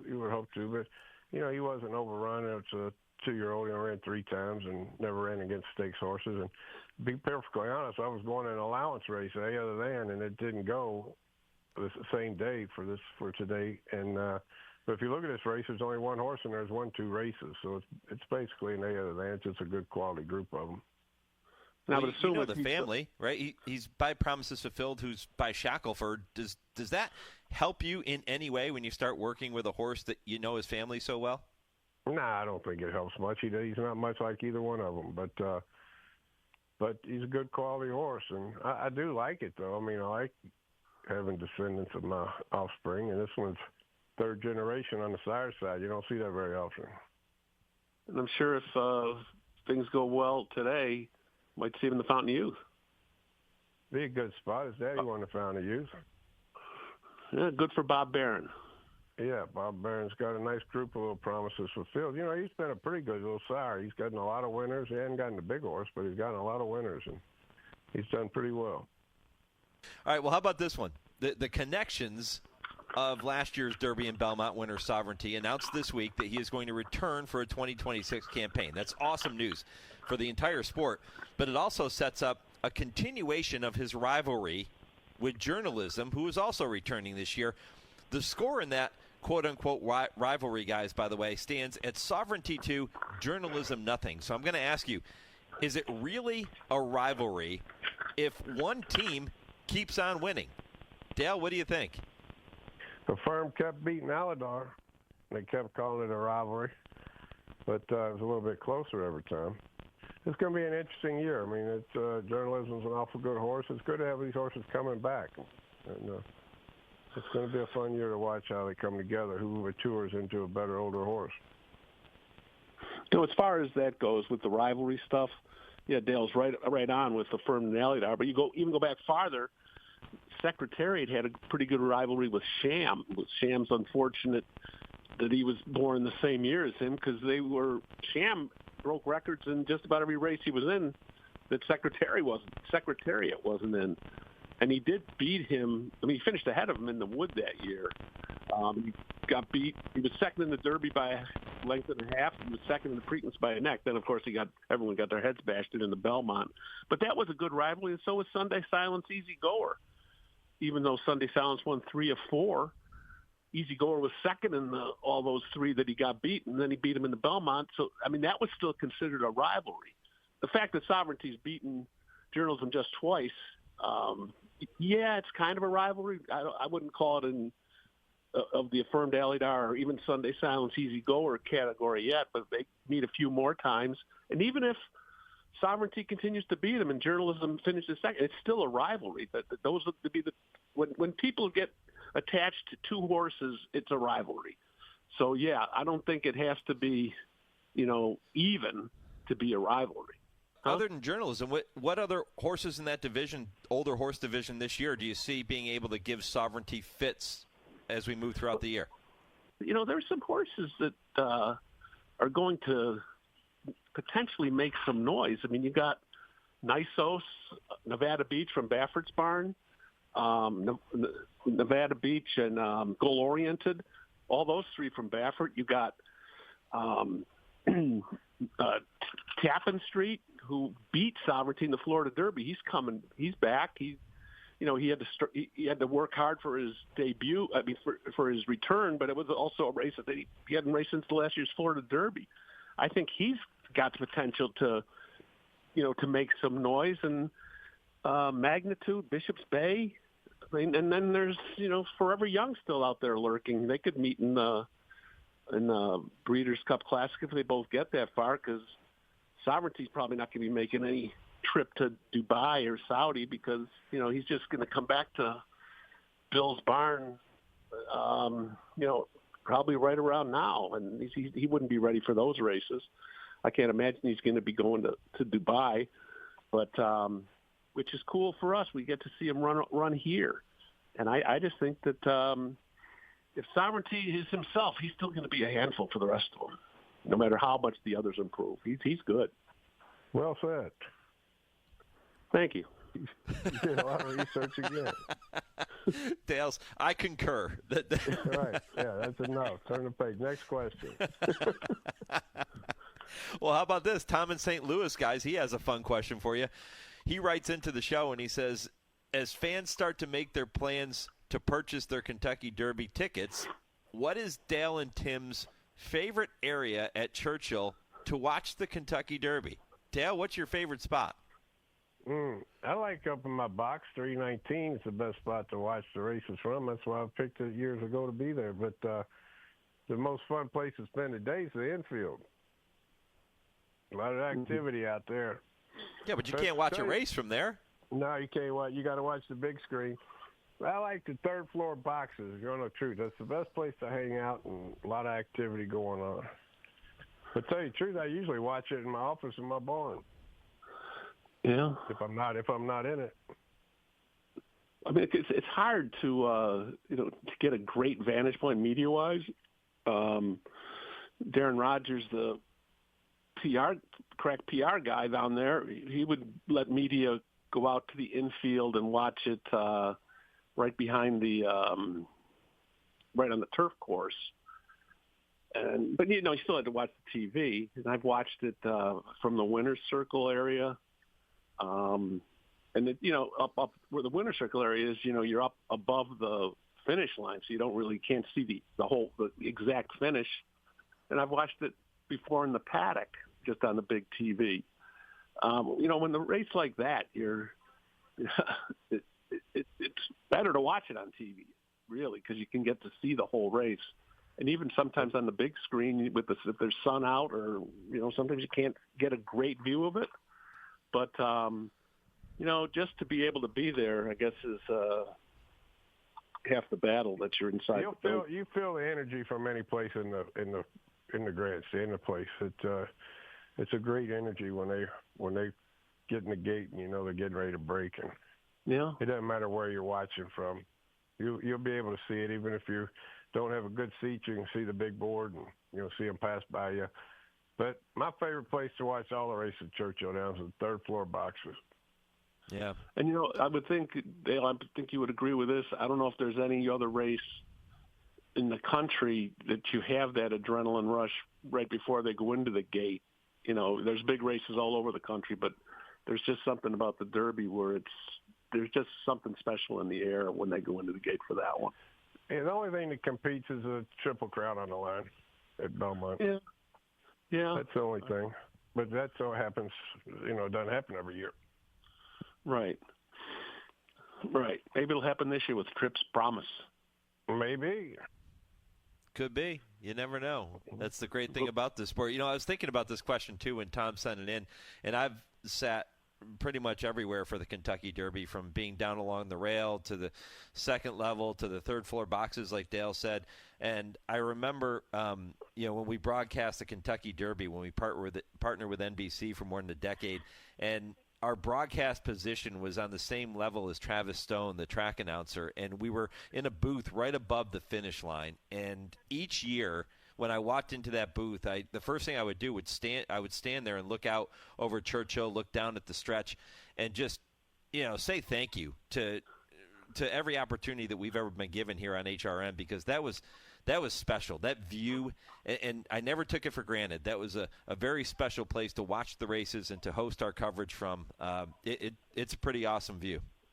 When I was young, we used to get on the roofs of the barns that lined the backside, down the backstretch, and watch the races sitting on the roof. So every roof would be full of people. If you watch some of those old films, you can see it. And then a drunk fell off, and they made us stop doing it. But I didn't get hurt. Wait, you're going to tell me that you actually fell off the roof? No, it wasn't me, but it did happen. Did you get hurt? I don't know. I don't remember. I was just a kid, and they made us quit getting on the roofs. Tom, St. Louis, we appreciate you writing into the show almost every single week. And if you have a question for Dale and Tim, you can email the show, mike@horseracingradio.net, or post it on our social media pages. We'll get it worked in. We have one from Shane in North Carolina to wrap up the show in just a little bit, but I want to get to our good friend Nick Zito. And Dale and Tim get to tell me if the following statement is right or wrong. Yeah, right or wrong. Am I right? What do you think? Right or wrong? Guys with hot-button issues such as HISA and CAWs and foal crop numbers sure to make headlines again in 2026. I say that finding a way to successfully market horse racing to the general public should be priority number one in the new year. Am I right or wrong? Yeah, right or wrong. Am I right? Dale, am I right? Yeah, you're right. Make it priority one. We need to get more people watching. The more people watching, the better. This whole game is driven by purses, and purses are built by gamblers. And so we need more people betting. The more purses we get, the better racing we get. Everything falls into place. So you're right. Market this game. Get the gamblers out there. I agree with you 100%. Getting a new core of fans to follow horse racing. You want to get the younger people involved. And, you see so many younger people that might go to the track for the first time, and I would think 80 to 90% of them want to come back because they had such a good time. But they really didn't know about it because it's not marketed the right way, or it hasn't been. They haven't put enough money into it.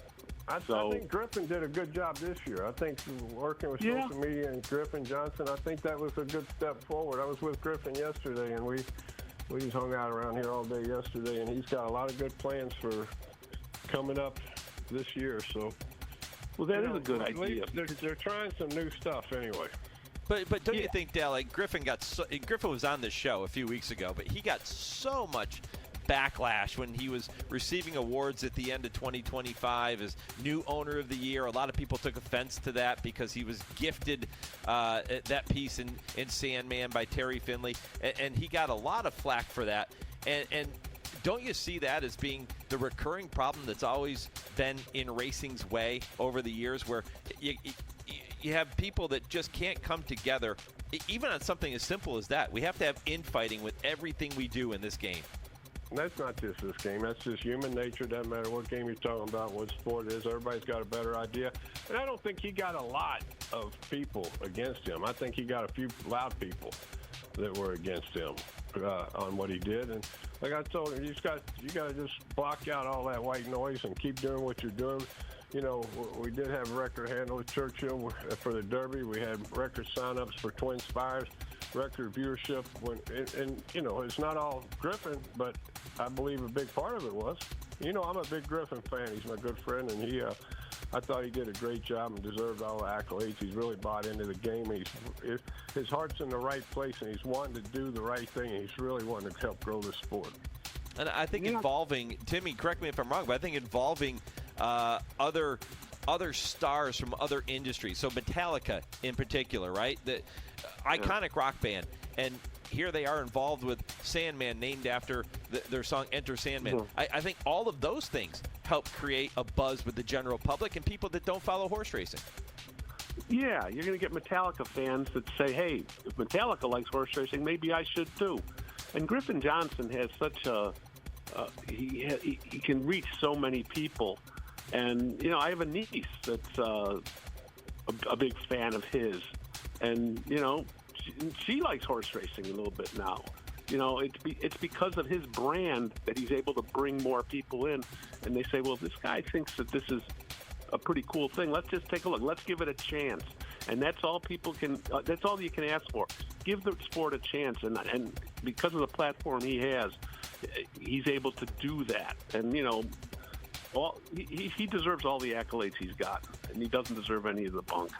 What would you guys think of? That's one of the things we were talking about yesterday is how, because he's got a big network of people in all different industries, and we were talking about how he could pull in different people for different pieces to hit different demographics and get the word out to others. I mean, he has a younger demographic, and we want that, but we also want older people got money to bet with to be involved, and so he's talking about this influencer, that influencer, this music star he knows. You know, getting them involved. Bethany Frankel is one he's been talking to a lot. I mean, she's got big ties to the game, of course, and they're close friends. He's talking about trying to get her to come and do something. You know, he's got a lot of good ideas. Well, guys, what would you think of a marketing campaign, a national marketing campaign that involves the stars from other sports that are involved in racing? People like Kevin Wirth and Alex Bregman, baseball stars, celebrity chef Bobby Flay, Jake Delhomme, NFL quarterback, superstar there. What do you think of a campaign that puts those individuals front and center and they speak to their audiences about horse racing? It's a great way to get it out there. We had that in the NCRA, and then it became a very political organization that was more about lobbying, but that was the whole reason it was built. We had Go Baby Go, which sounded silly to people on the inside, but you heard it everywhere you went. Yeah. If we get the NCRA or some group back to just a national marketing campaign, I think it would be a wonderful thing. So do I. And, you know, and people fall in love with horses. They just do. And, you know, what better way to do that than to watch horse racing? Because they're magnificent athletes in their own right. And when you have people that other people look up to, that they're fans of these other sports, and they say, man, these people like it. Maybe I'll give this a chance. Maybe I'll give this a try. I'll go to the track and take it and check it out. Yeah. Can't help. Yeah, Can't hurt. I think I said Kevin Worth. Jason Worth was the pitcher I was thinking, former Phillies pitcher who's involved and has had so much success in the game already. Kevin Worth, by the way, a former jockey, he was on the Bassmasters Tour. He was in the Bassmasters Classic. I did an interview with him years ago, so that's where Kevin Worth came from. Another cool dude. Kevin's my horse dentist now. He's been one of my good friends since we were kids. Our fathers both trained horses. Kevin's a unique guy. He rode in the Kentucky Derby. He's won a Bassmaster. He could probably play on the Senior Tour of Golf. He's one of my good friends for 40 years. Yeah, have him take you fishing. He threw me a party on my 21st birthday. The only thing we've never done together is fish, because I don't care about catching a fish. I tell him go catch them, I'll eat them. And Jason, but Jason Worth was a center fielder. He wasn't a pitcher. That's right. Is that true? I thought he was a pitcher. Yeah. No, you're right. He was center. You're right. I just looked it up. He was center fielder. You're right. Yeah, see? Shows you what I know. I'm not the guy to head up this marketing campaign. I don't even know what position these guys played. Hey, that would be a good job for Tim. That really would. I'm not joking. I'm not making a knocking on you. That would be a great job for Tim. He could do it. Do what? Market the sport. You could put the whole team together. You got a good way of thinking about that kind of stuff. You could get it done. That'd be a good job for you, since you're sitting up there retired in the cold doing radio for a half hour a week. Tell Griffin Johnson's people to get in touch with my people. I will. I'll call him when we hang up. All right. All right. How about this last topic here, guys? We'll wind it down before we get to our final point of the week. Shane in North Carolina says he wants to know a few bold predictions for horse racing in 2026, and he has two. Shane says that his first one is that Ted Naufy does not win any Triple Crown races in 2026. That is a very bold prediction. And number two, Gunrunner is going to get his first Kentucky Derby winner when he has current contenders like Brandt and Further Ado and Paladin. Tim, why don't you kick it off for us? Give me your bold predictions for 2026. I'm going to say that Irad Ortiz is going to win another riding title at Saratoga. He's won 7 of them in the last 4. And the only one that can beat him is his brother, Jose. And the other thing I'm going to give you, there's going to be 3 different trainers that win a Triple Crown race this year, and they're going to come from 4 guys. It's going to be Chad Brown, Todd Pletcher, Bob Baffert, and Dale Romans. Those guys are going to win Triple Crown races this year, a mixture of those 3. I like the way you think. You put me in Dale, don't let me down, Dale. I've done it before. I'll do it again. All right. Okay, I'm going to have my prediction. I'm going to go against him. I'm going to say Not This Time's going to sire the Kentucky Derby winner this year. Of course, you all know I love Not This Time, and I've never seen a horse have 6 months like he did the last half of last year.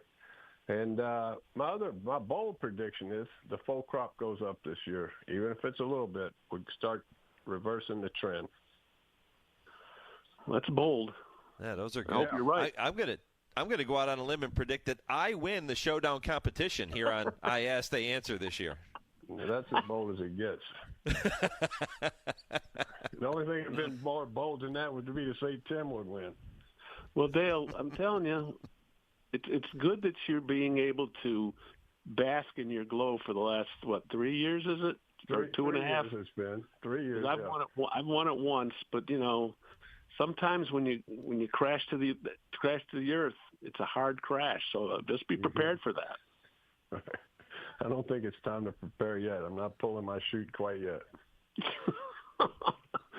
Well, I think you should just prepare for the worst. Sometimes it just comes up and bites you in the butt. At least Dale will have another Triple Crown win in his pocket, according to Timmy and his bold prediction. Yeah. I like the sound of that, Timmy. Time to wrap up the show as we do every week. The first show of 2026. It's time to share our final point of the week. Tim Wilkin, kick us off.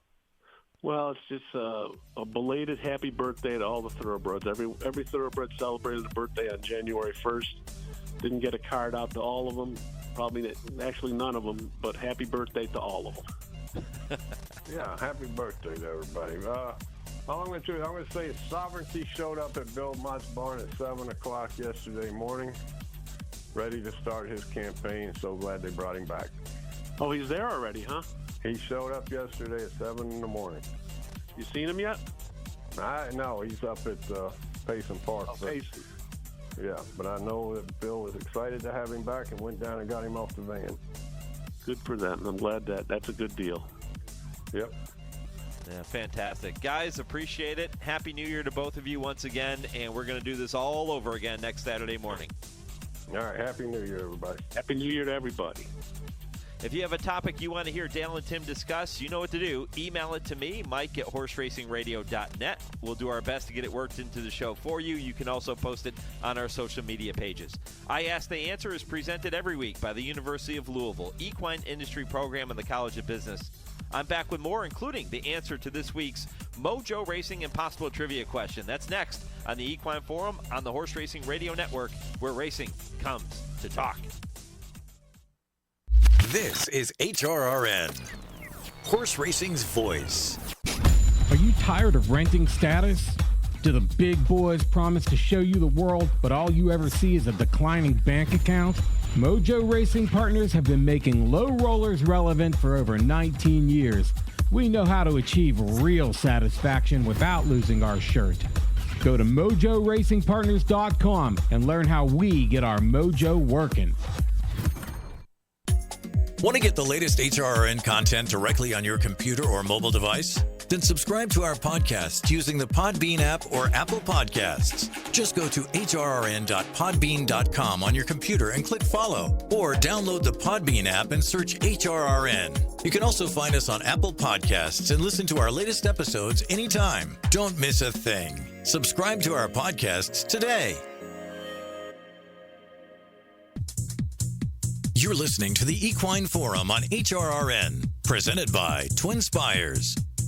At the top of the lane, Mucho Macho Man. Palace Malice will take charge for granted. And here comes Declaration of War in the green cap. Mucho Macho Man is full out now. On the outside, Declaration of War will take charge.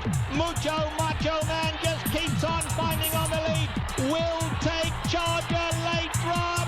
Oh, it's close. Mucho Macho Man, the more they asked, the more he gave. Will take charge was right there, as was Declaration of War in a classic Breeders' Cup classic. Yeah, it was a classic. Trevor Denman had the call. Can you believe that's going to be 13 years ago when we get to the Breeders' Cup at the end of 2026? Mucho Macho Man taking the 2013 renewal of the Breeders' Cup Classic. Today we celebrate a race named in his honor. That is the Mucho Macho Man Stakes down at Gulfstream. It's part of this week's poll question, which you can continue to cast your vote. Which 3-year-old prep race this afternoon most likely to have an impact on the 3-year-old picture, on the Kentucky Derby picture this year? Is it the Smarty Jones at Oaklawn, the Jerome at Aqueduct, or that Mucho Macho Man at Gulfstream Park? You can go to @HRRN on X. You can go to Horse Racing Radio Network on. Continue to email me, Mike at horseracingradio.net, with your thoughts on that question and those 3 races. Time to check in with our producer, Lee Delapina. He has the answer to this week's Mojo Racing Impossible Trivia question. Thank you, Mike. What other horse besides Fusaichi Pegasus won the Jerome Stakes and the Kentucky Derby? Well, that was Aristides, who won both the Jerome Stakes and the inaugural Kentucky Derby in 1875. Thanks to Mojo Racing Partners for this week's Impossible Trivia. Get your mojo working at MojoRacingPartners.com. Yeah, good stuff there. Did you get that one right? I don't know. That's a tough one. That's a really tough one. And keep in mind, both of those times, and Fupeg, when he won it, the Jerome was run in September that year, after Fusaichi Pegasus had won the Kentucky Derby. So it wasn't a Kentucky Derby prep race. As a matter of fact, if you pull up the Kentucky Derby media guide and you start looking through trying to find the Jerome as a prep race to have produced a Kentucky Derby winner, you can't find it. Even though Fupeg was a winner, but he won the Jerome later that season, so it wasn't considered, obviously, a Kentucky Derby prep race. But there are 3 good ones today. And the Mucho Macho Man, in my opinion, probably the race most likely to give us a horse that can have an impact down the road. And number one, The Gulfstream road to the Kentucky Derby has been just fantastic. I would say arguably the best road to the Kentucky Derby, second behind only the West Coast and Santa Anita. When you look at the prep races, the Florida Derby, Santa Anita Derby, I know the Bluegrass historically has been really good, the Wood Memorial, but in recent years, not as good as horses coming from California and coming from Florida, certainly. And I think because of that, I think you have to look at the Mucho Macho Man as being a race that can give us a horse to have an impact. And then the Smarty Jones and the Jerome Stakes. You heard Timmy when I asked that question earlier with Dale and Tim. He likes the Jerome. He thinks that there's a potential we could see a horse come out of there that can, and maybe even a couple of horses, that could have an impact on that Derby picture. And that's the beauty of these prep races at this point in the season. Yeah, if you win the Mucho Macho Man, you don't get any Derby points. It's not a points race. The Smarty Jones and the Jerome are. But you start to kind of see these horses get ramped up. And I'll say it every year. I'll say it again this morning. This is a stepping stone. It's step number 1. And if you want to look back to last year, okay, maybe this is step number 2 for some of these horses that got their campaign started. But this is where you start to kind of find out if you belong on the trail. And if you do, as Dale said, those last 2 rounds, 50-point races, 100-point races, virtually winning your ends, that's where you want your horse peaking. Should be a great day of racing. I hope you enjoy every second of it. If you missed any portion of the show, make sure you head back to the website. Check out the podcast after I'm done here in just a couple of minutes. We'll have it out there for you. Junior Alvarado, Tim Wilkin, Kurt Becker, Dale, all here with me this morning. Kevin Kilroy with the triple play. My thanks to all of them and to all of you. My thanks to Lee Delapina in our Lexington studios and to Chauncey for handling all of our social media. I'm Mike Penna. Thanks for listening. Let's go win the division. Go Steelers.